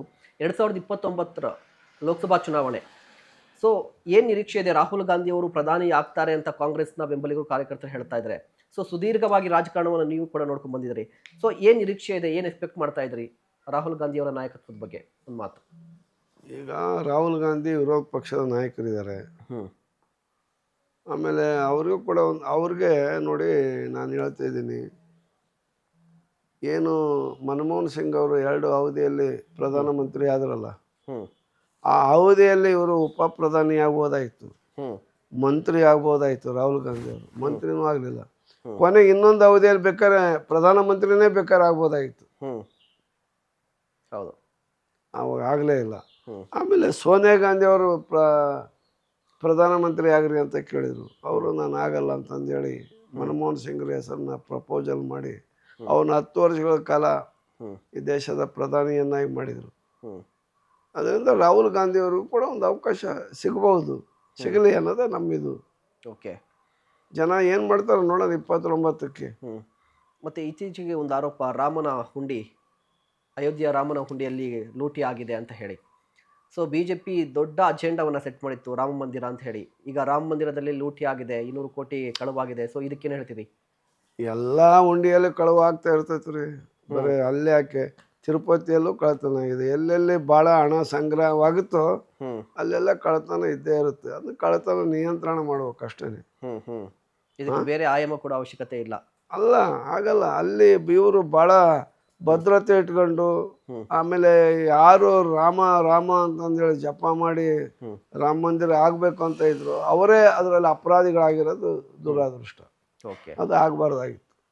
ಯಾರೇ ನೋಟ್ ಎಣ್ಸನೋ, ಕಸ ಹೊಡೆಯೋನೋ, ವಾಚ್ಮೇನೋ ಕದ್ದಿದ್ರೆ ಅಥವಾ ಕಳ್ಳ ಕದ್ದಿದ್ರೆ ಸರಿ, ಅದರ ಜವಾಬ್ದಾರಿಯ ಮುಂಚಿನಿಂದಲೂ ಜವಾಬ್ದಾರಿಯನ್ನು ಹೊಂದಿದಂಥವರೇ ಹಣದ ಕಳುವಿನಲ್ಲಿ ಶಾಮೀಲಾಗಿರೋದು ಸರಿಯಲ್ಲ.